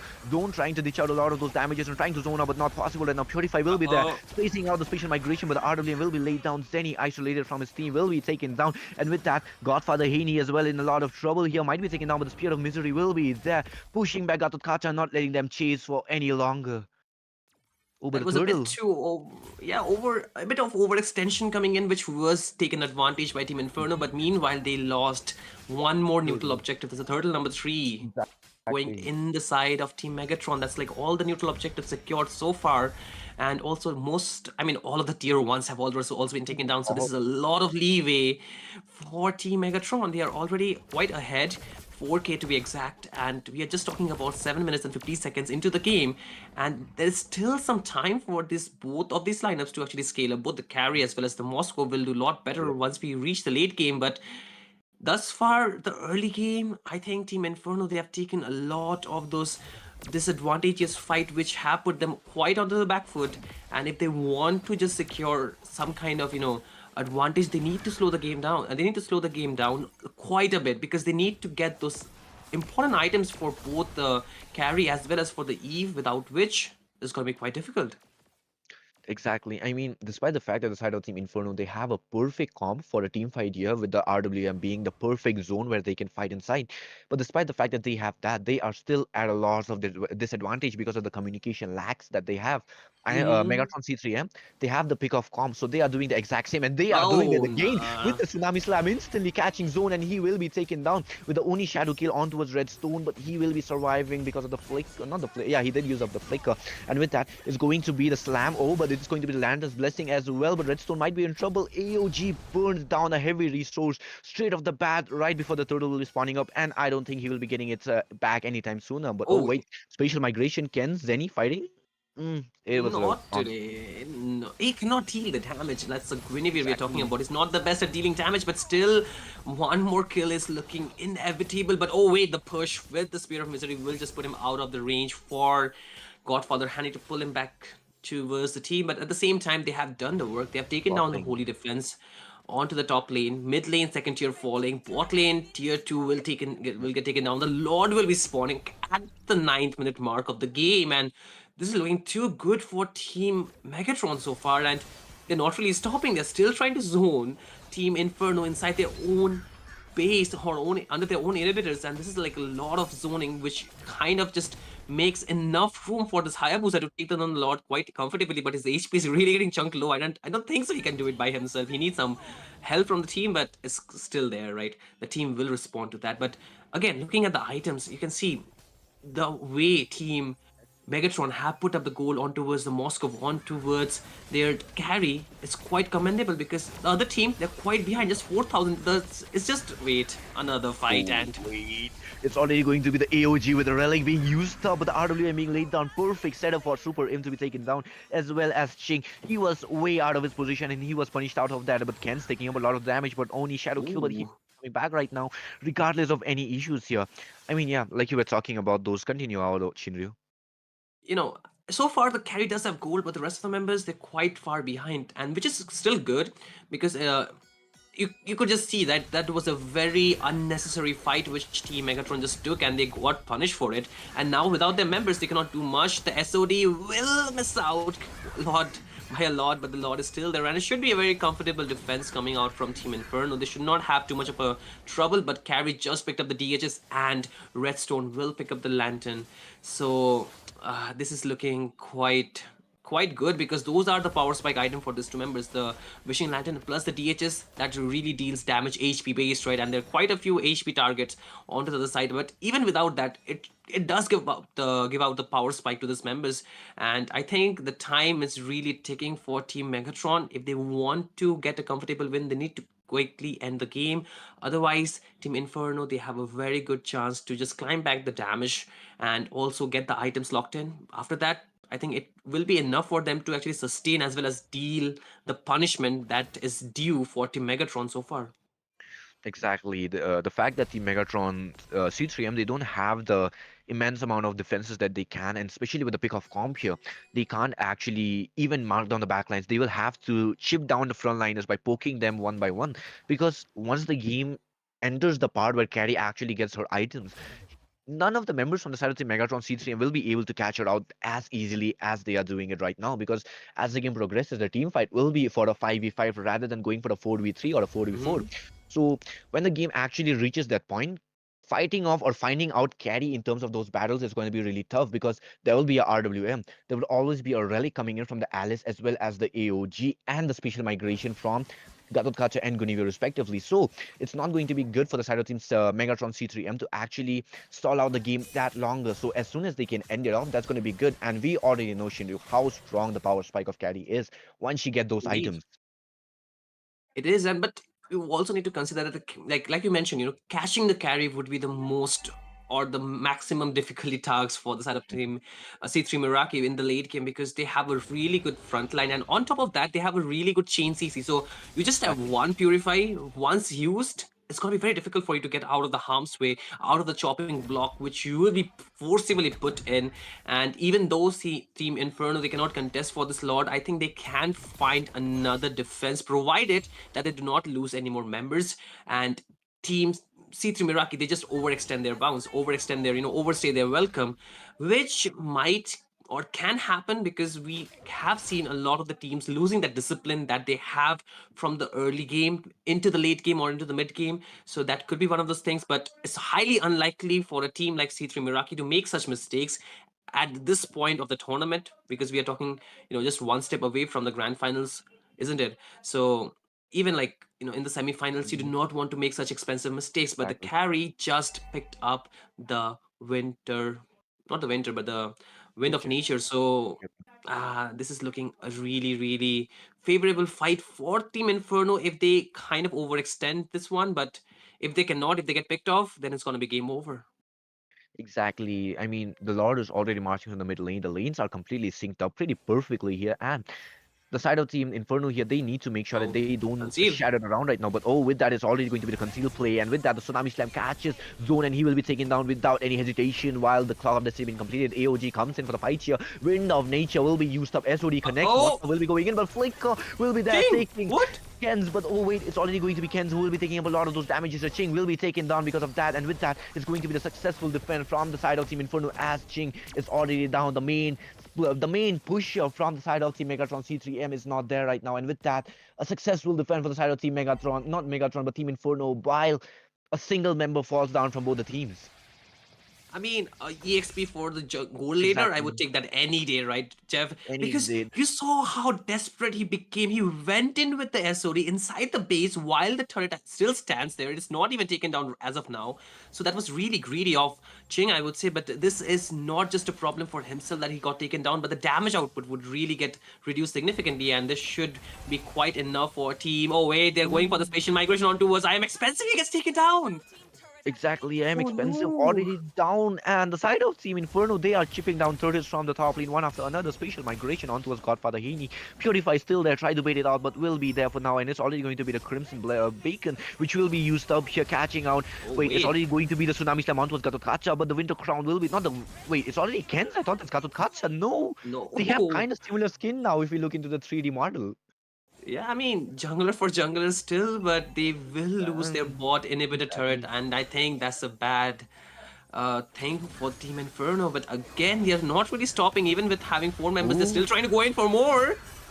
They are going in for more, and with that carry will be locked on towards the wall here, but the Spear of Ooh, Misery look will at the be there damage. catching out. Oh wait, Blackstone will be matched up right now, but Zone will be going back for more. No, he will be going back right now, but with that it's going to be Super Him taking up a lot of damage. Lens will be taking out Super Him, but he will be picked off by that blessing on the lantern, and he will be taken down. AOG was there, but Blackstone will be taken down before it was executed, and with that, Redstone forced to use up the flicker, but the fight does not want to stop anytime soon, and with that, Uh-oh. Redstone will be taken down as a clean 4 dead.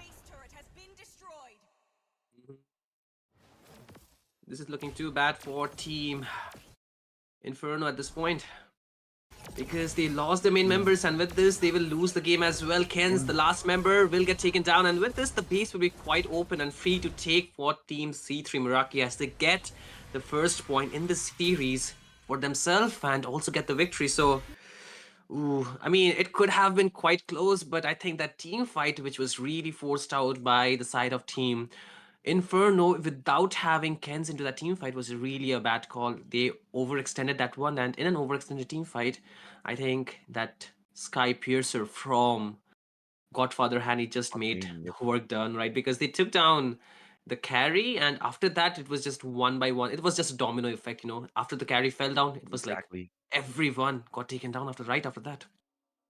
I mean, yep, that is what happens, when you have the back and forth, when you have the protection comp on your hands, you mainly rely on your two damage dealers. But in this matchup, their only main damage dealer was Carry here, not even a Guinevere, not even the Eve. So that is what led to the downfall of Team Inferno here, not able to have enough damages on their hands. And despite the fact that they had a carry, she was not protected all the time, so she was taken down regardless of how much the side of Team Inferno tried to protect her out. And we already saw how much damage was being put up by the side of Team Megatron C3M. They were not letting anyone from the side of Team Inferno go out, even if it's a Gatot Kacha, even if it's Zone, the Alice, even if it's Guinevere Kens. They were not letting even the frontliners try to reach back anytime sooner. They were snatching up anyone with the Tsunami Slam, with the blessing of Lantern. They were picking off anyone with the pick of comp here. So that is the perfect opportunity. But the fact that the side of Team Inferno they had an upper hand, but still the side of Team C3 but the side of Team Megatron C3M,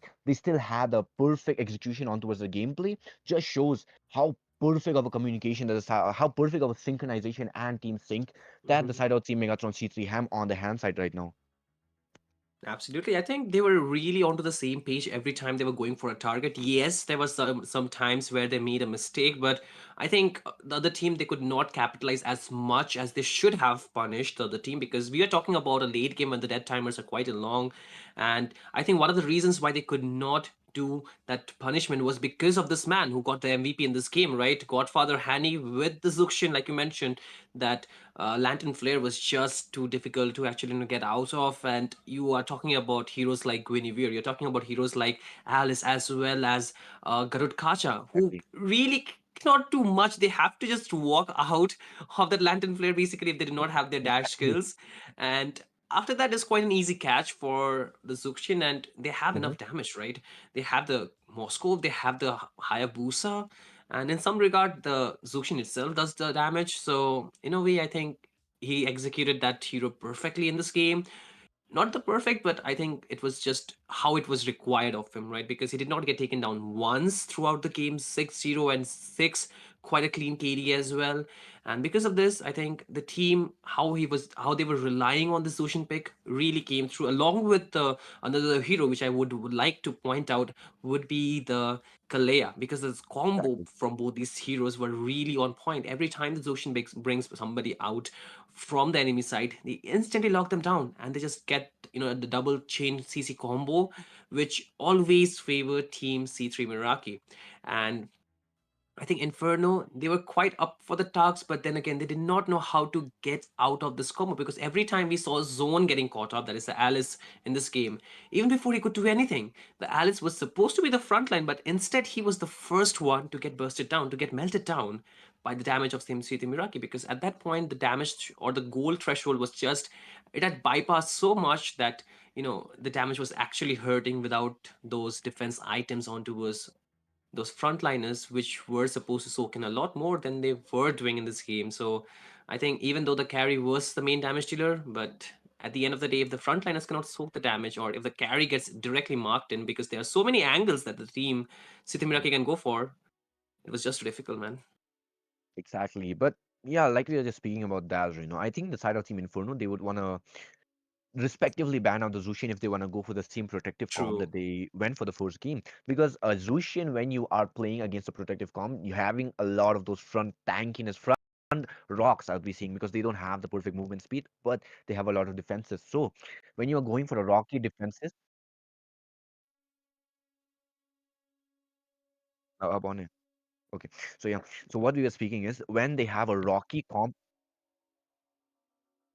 that they have, it's going to be really strong on their hands, and just banning out the Zushin is just a cherry on top. You won't have any other options here. And have I mean the previous game they had an almost perfect comp, but having a Zushin Mhm. as well as a Kalia here, the perfect pick of comp was just made up on towards the side of the Megatron C3M at this time. The Ooh. respect on towards Kalia will be there, Shinryu.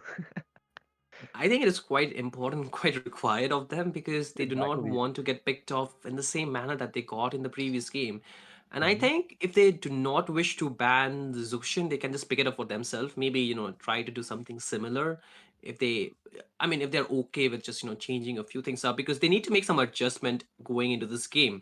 And this time they will, need a bit different draft compared to the previous game because the previous game they had some kind of probability if this thing works then this thing will work as well, and since Exactly. certain things did not go the way Team Inferno wanted it to, therefore they kind of, I think, were not on the same page. They were kind of confused or maybe kind of unsure is the correct term here about what to do since this thing did not go the way they thought it to. But at the same time, again, we are talking about the ban. The Zuxian will join the banning section this time, Respected. like you Yeah. mentioned. Respect is there, of course. But alongside that, the side of Team 3, Team Iraqi, will be opting to ban the Kadita, which can be maybe one of the strong picks for Team Inferno, or maybe something they do not wish to go against because they want to keep their backline safe. So either of the two, but we'll see more as the draft unfolds before us. But as of now, what hero do you think they should take off Team C3 Miraki? Because I don't think so. They had much trouble going against any of the heroes that Team Inferno had in the previous game. The only thing they need to be matching out for, I mean, in the previous game, they went for a pretty textbook amount of ban here. They went for a Sora, they went for a Kadita, but the side of Team Inferno here, they kind of Hmm. banned out the user on towards the previous game. So side of the Megatron Esports, they need to make sure that they don't actually leave out the user open for their own sake as well, because in this current meta here, Yuzong is dominating every single EXP laner he's coming True. across right now, because after we've seen even the international series, when we are seeing even the European tournament, if we are going to be talking about, Yuzong is everywhere, and ever since he's been released, he's been dominating. But this season particularly, his rise, his dominance in that EXP lane has been increased so much to the point that he deserves a spot on that ban list or instant first pick. And this time it's going to be Team Inferno who will be banning out a Yuzong. But from the side of Team Megatron Esports, that is really of a option here, because they banned of the use on here, so they quite left open Alice to be picked up from the side of Team Inferno. But from the side of Team Megatron Hmm. Esports, what do you think, Shinryu, would be a perfect ban? I think they can just opt for some of the jungler ban, maybe just take off the Eastern Shin if they want to, but they can still go for the assassins, which can be a counter. So it just depends on them, what do they want to take away. If they want to ban some of the gold laners, that could also be an option, but targeting the mid lane from here on more, maybe just take away the Eve for some regard because they do not have the Kadita anymore, so it's going to be difficult for them to mark the Eve. But apart from that, I think they can just go for maybe just put some respect on to this annoying Hilda. heroes like the Hilda. Okay, Yep. still works better because they are going for the assassin's comp, right? They want the Hayabusa to be active in the map, so the Hilda can put a lot of pressure onto the squishy targets, especially the assassins as well, because they cannot freely jungle, freely rotate, and the Hilda can give out a lot of information all across the map while sustaining most of the damage. So with these bans already being there on the board, what does Team Inferno would like to go for? They can still pick up the Eve if they want to. It's still a decent first pick, I would say, in this comp. And apart from that, if they want to secure the frontliners, okay, the East and Shin, like I mentioned, is still a good catch for them, but the assassins are open. Like, do you really want to, go for this hero this early on? Deny that to Team C3 Miraki? I mean, a Yishin Shin, in my opinion. I mean, he does stand out a lot, especially with his scaling capability. He is Hmm. quite a really strong hero. But from the side of the Megatron Esports, I mean, to make sure that you face off the YSS here, you can pick up a Hayabusa. We already know Hayabusa is a hard counter against the YSS, as well as a Lancelot if you pick it out. I mean, both Lancelot and a YSS, it depends on the user when it comes towards being picked off for both the heroes here. So when a Lancelot has a better retribution power, Yushin has a better scaling power. So these two heroes go good on their own side here. But from the side of the Megatron esports here, Yuzong is banned. Sure, we'll go for a Lapu Lapu as well as a Gatotkacha. And Gatotkacha has been stolen off from the side of from the side of Team Inferno here and from the side of Team Megatron esports. They have a Lapu Lapu on their side. So that quite gives them a really huge power spike when it comes towards the engages. Just standing, not standing, but jumping straight on towards the backline with the bravest fighter and making the combo, making the formation from their opponents pretty much disrupted, which on the side is going to be Team Inferno, and we know them for having one of the strongest front line, one of the strongest fortitude amount of draft that they usually go in for. But do you think, Shinryu, that this time they would actually want to follow up that same path of the pick that they did on the previous game? For Team Inferno, maybe not. They need to just go for something different because I think it's quite easily read by Team C3 Miraki. For C3 Miraki, I think they have the advantage, right? So they can just try and do something different so that they can just keep the opponents on their toes. But at the same time, like you mentioned, this dive composition which is coming out of Team C3 Miraki is looking quite good. But this time they will pick up the carry instead of the Moscow. So quite a different approach, right? But the main problem would be that leading phase as well because if you take a look at it, okay, they can dive quite easily. They can just go in with the AOG with the bravest fighter, but there's punishment available. The Grok can really, go for really good sets with the tools that he has with the combo with the Mm-hmm. skills that he has, and even for Oh, yes. this Thamus, he can soak up a lot of the damage, I would say. Not against the carry. I think the carry is a good counter against those two frontliners, but despite that, it's quite decent heroes that they're going for. But it all comes down to how they can execute this draft because there is a lot of the probabilities if the Ethan Shin gets early snowball, then this draft will really scale off a lot quicker.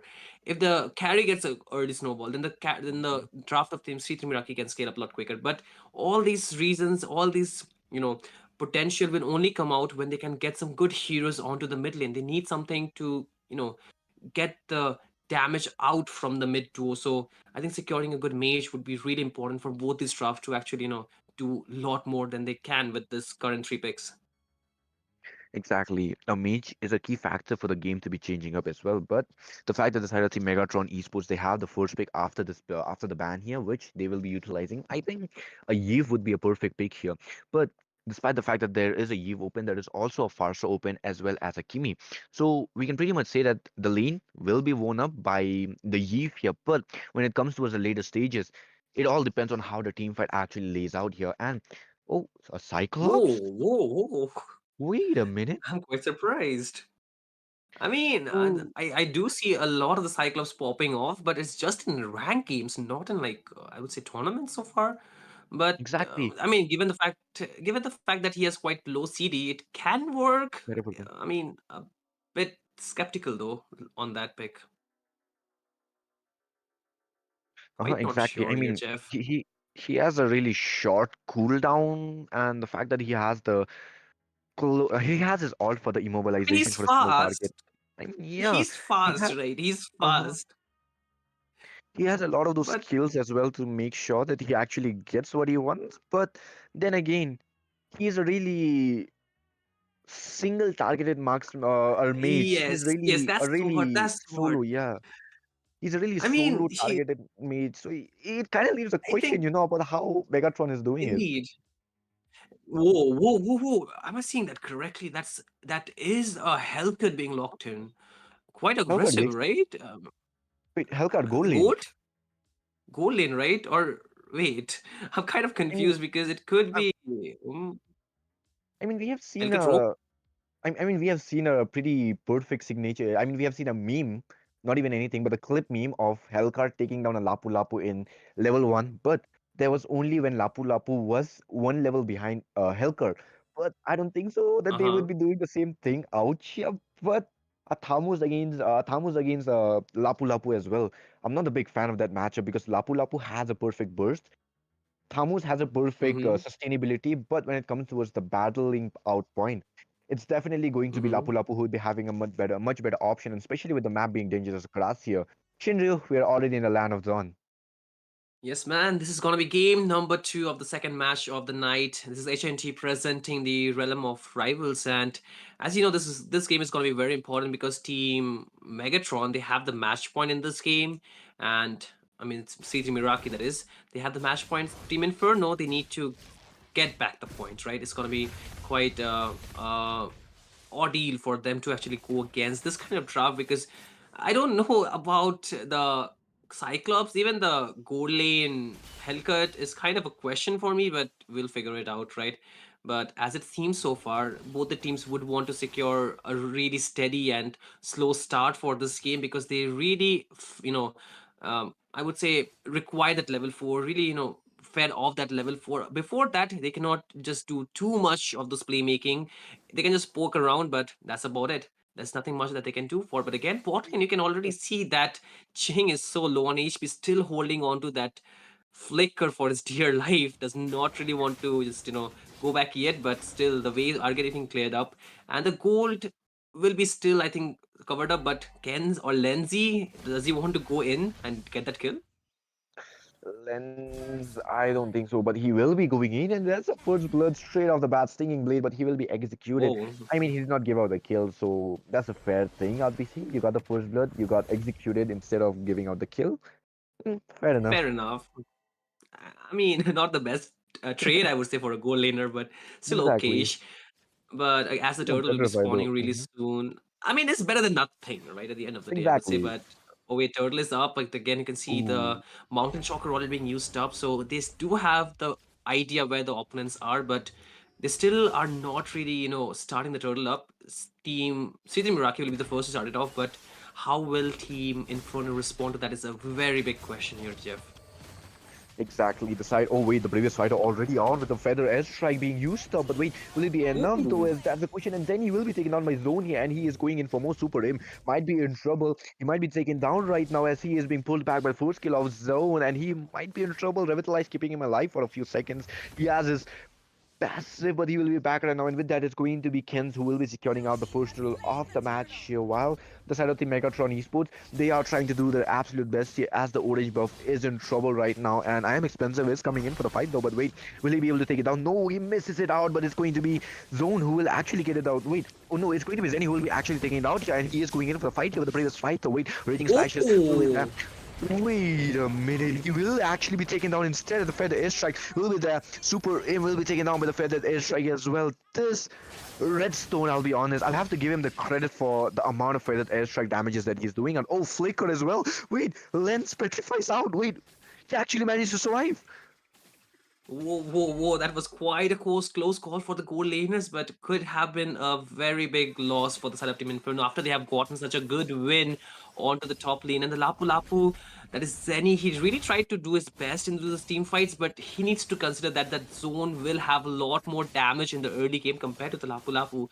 So I mean, for now, Zenny needs to just put that respect and just hold himself for the time being. But still, again, two simultaneous fights can potentially happen on the map, but they're still waiting for the right opportunity. They do not want to just rush in as of now, but they just want to estimate how much members are there from each side. So after that they might just go for the pick off. But again, you can see this might be a bad call for Super M if he just goes like that for the face check because he does not have his team with him and the members are quite far away. And for now, Ching, he cannot deal the maximum damage and he also is down on his flicker, so he needs to just wait for it. But again, a 1v1. Oh, look at that. That is gonna be the feather strike Ooh, drop down, Godfather. but still, Godfather Haney Ooh, will he's not be down. surviving that. Flicker from Redstone will Oh, secure that, but bot lane, Kenzie, ooh, or Lens. Lenzi actually. Oh, Lens. Yep, Lenzy or Lens. I don't know, man. These names but are fun. But yeah, anyways, Lenzy will be taken down and on towards the mid lane. I mean, it's the first kill for the side of Team Megatron Esports. But this Farsa feather airstrike redstone, the way he's actually landing all those artilleries with the feathered airstrike, that's really impressive. And Ooh. then that's it with the retribution. And with that, Super Aim is in trouble. Quad Shadow will be there with the feather airstrike, will be the AOG Ooh. for the rescue. He will be out for now, but wait, Wait, it's wait, going to be wait. Godfather Haney who will be isolated. Flickers out right now, but that is going to be a heavy resource being burned down. Godfather Haney comes in to be giving out taunt for He Blackstone here, but misses. wait, Lens will be going in for the fight here with Ching, who will be getting up the kill here. Finally, another death for Lens. He missed out on those deadly stingers completely. He could have gotten the kill on towards Exactly. Cheng, but that was a bit of misplay coming out from Lenzi. But as of now, you can see Team C3 Meraki, they're really responding back with their own. They did lose both the turtles, but however, they still have the fire to fight for them. Quite a few close call for them as well, but still, I think it's better than nothing. As of now, you can see they're also trying to just go for kind of scaling, but again, this time Blackstone might be in a bit of trouble. He's trying to sustain all that, will go for the tech charge, but still, okay, zone, not zone, but Zenny wanted to go in, but here comes the Kenzie with the damage, and he will take down Godfather. And he did not have the flicker. 1v1 up top, though. The stun, but no! I'm expensive gets taken down, and it's gonna be Redstone getting one more kill. Exactly. I mean, the way that they're playing out right now is actually really interesting. But from the side of the Inferno here, they need to make sure that they don't actually lose out all the controls right now, because they had the perfect early game that they actually held it on for really long here. But the bot lane is actually being thrown out pretty much aggressively right now as the game is being progressed out. The side of Team Megatron, they are actually scaling up one after another. They are getting those items here, and with that, it's going to be, oh wait, it's going to be Kenz who will be isolated from his team. It's going to be the All Mountain Shocker being used up. AOG already comes in for the fight here. It's going to Uh-oh. be, oh wait, it's going to be Zone who will be isolated right now, but it's a feathered airstrike already comes in for the rescue. It's going to be Lens who will be in trouble right now. Oh, wait, why did he go inside the turret? Here might be for some Wait. issues, but anyways, he will be taken down. Lens, this is the third time you are taken down in the map here, but wait, nonetheless, the fight does not want to stop right now. Wait, Godfather Haney isolated, no flicker for the rescue, but he will be running back right now. Zoeni will be here for the fight, but with this, the side of Team Inferno, they already knew that they have bitten way too much than they could have chewed, and they will be going back.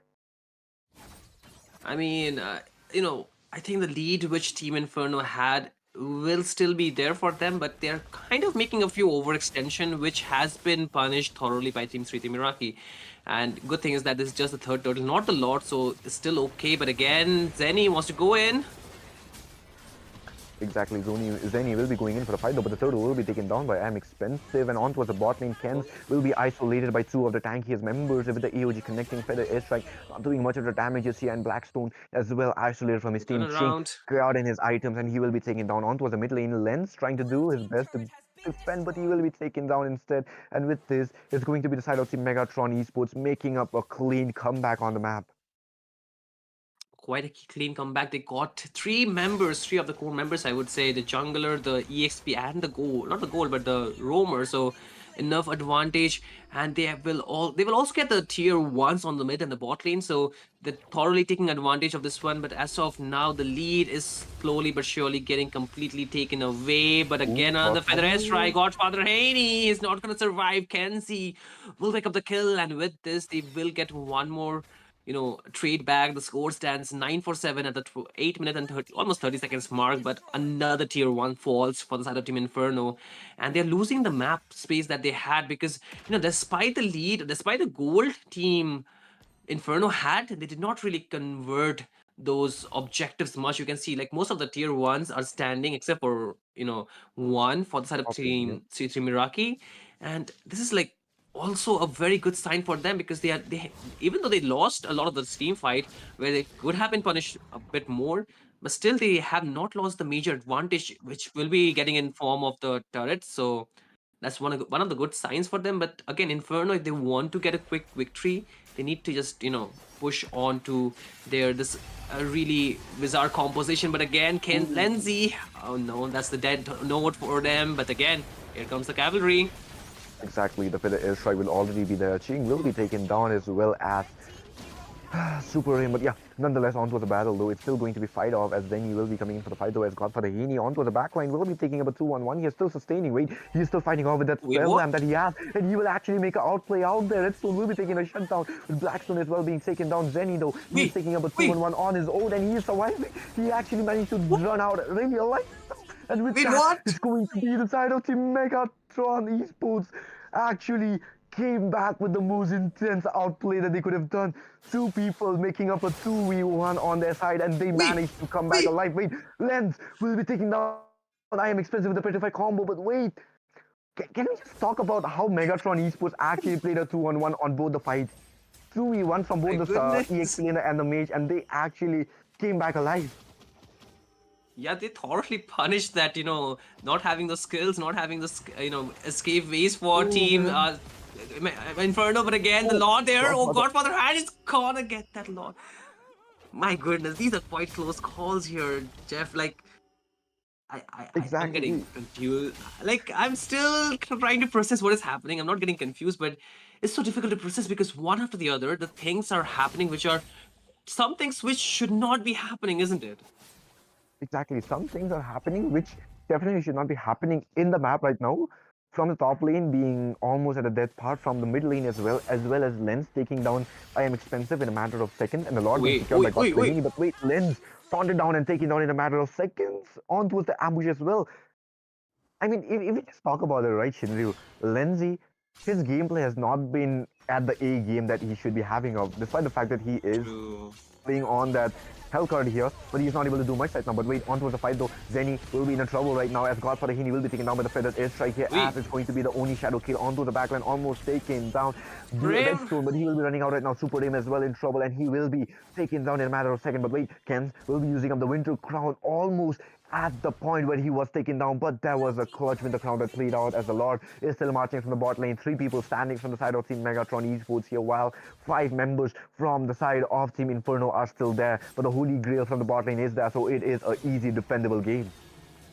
Absolutely, and I think the surprise factor which this Hellcat should have been going for has completely been read out by Team C3 Miraki, and now they are punishing him quite well because you can see Ching is slowly but surely getting the power spike, is getting those items that is required for him to actually just shred down the members who are in front of him. The only problem has been so far is Redstone with the range with the Feather Airstrike, who has been constantly dealing the damage, dishing out the damage, and the rest of the members, they're trying to just secure the kills, finish up the kills that are just scattered around in the map. But as of now, I think there have been times where Megatron they got some concrete to win, they got some clear advantage, which they have surely taken full, I would say, way in or way out for, because you can see most of the second tiers have been taken down, the holy defenses have been taken down. Even though it's a 12-minute mark, they have gotten a lot of the goal lead back towards their side, to the point they now have the lead in terms of the economy of this game. But again, another engage, there's a conceal.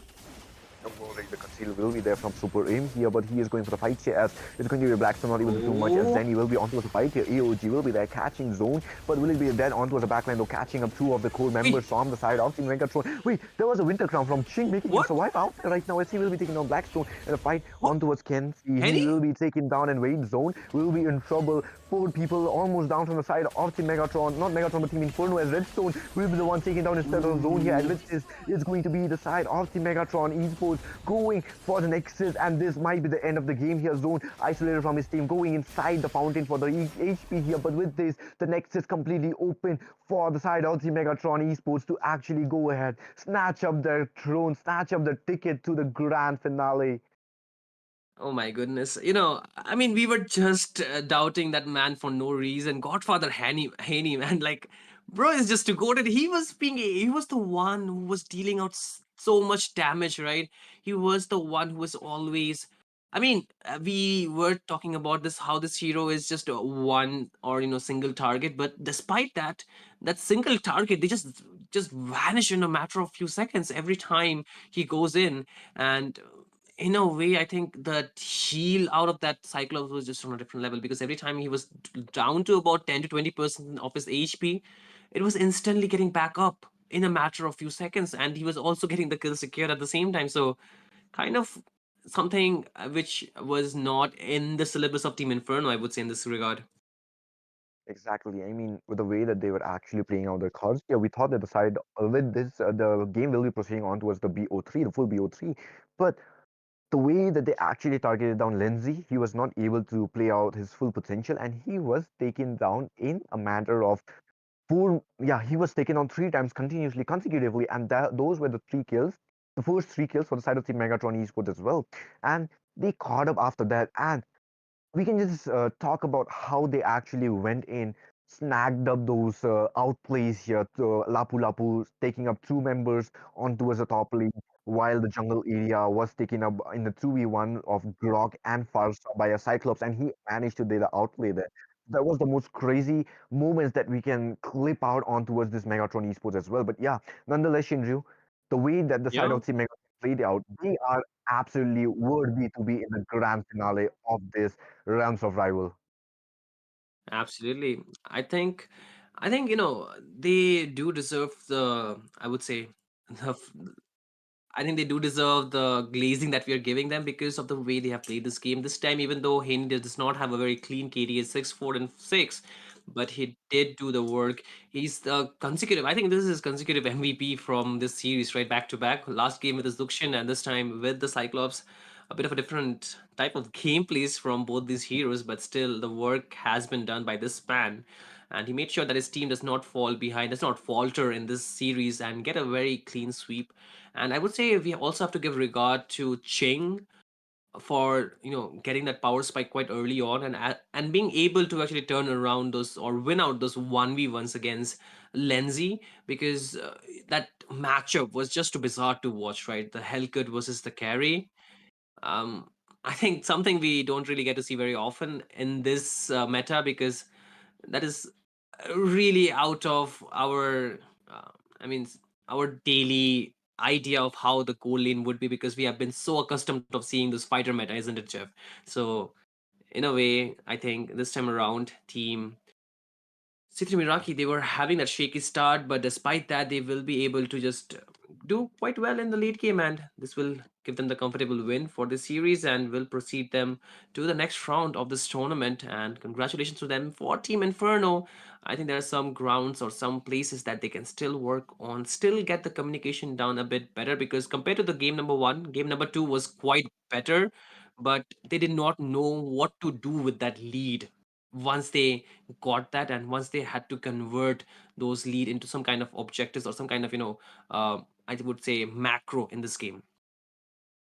Exactly. I mean, with the macro that was played out by the side of Team, not macro, but the macro that was played out by the side of Team Megatron here, despite the fact that the micro was from the side of Team Inferno here, but we cannot forget the fact that the side of Team Megatron Esports, they actually played out so much to the point that they were playing in such a crazy manner that they were not even panicking at the moment that even the provers of the provers would have panicked out. So yeah, the side of Team Megatron Esports, despite the fact that they were falling on towards the mid game because of from the early to mid game because of the lack of micro that they had, but their communication actually made them come back slowly but surely, and they managed to secure the spot with a clean 2-0 on towards this BO3 series.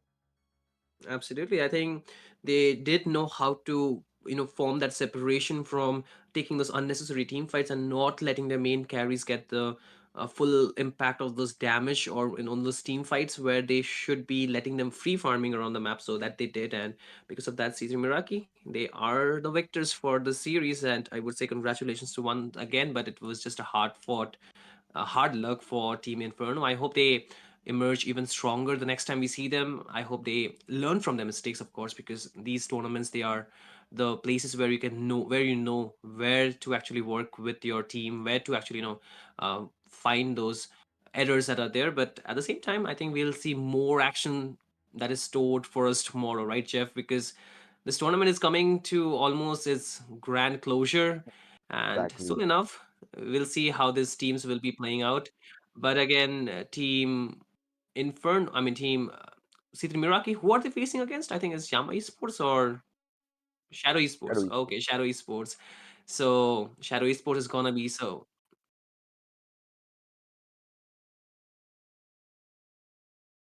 Okay, so we will have the grand finale plus the third position match. So I think second run-up match as well. So we'll see a lot of the actions, being stored for us tomorrow. So don't forget to catch it live tomorrow at the same channel. We'll make sure the timings are known as well. But for now, Jeff, is there any message that you want to give out for the series or in this tournament in particular? I mean, there's not much we can say about this because everything we have been talking about this tournament, every time we have came down here to cast. I mean, not you, Shinri. Why are you here for the first time, huh? I'm sorry. Don't don't Yeah. don't don't don't come at me like that, man. I'll take Okay. my Okay. time and be No back. worries. No worries. No But worries. But yeah. still, Anyways, yeah. anyways. I mean, whatever I have been seeing in this tournament, every single team that they have played off here, from the forging system that they actually introduced, the forge and rift, they have been absolutely doing their best here. But yeah, nonetheless, with this, guys, this is the realms of rivals where every team is the rival against each other. With this, we'll be taking our leave, guys, as tomorrow or day after tomorrow would be the grand finale that we are going to be witnessing. And with this, good night, guys. In the casters decks, your homeboy Jeff coming alongside me, Shinryu, taking a leave. Bye bye.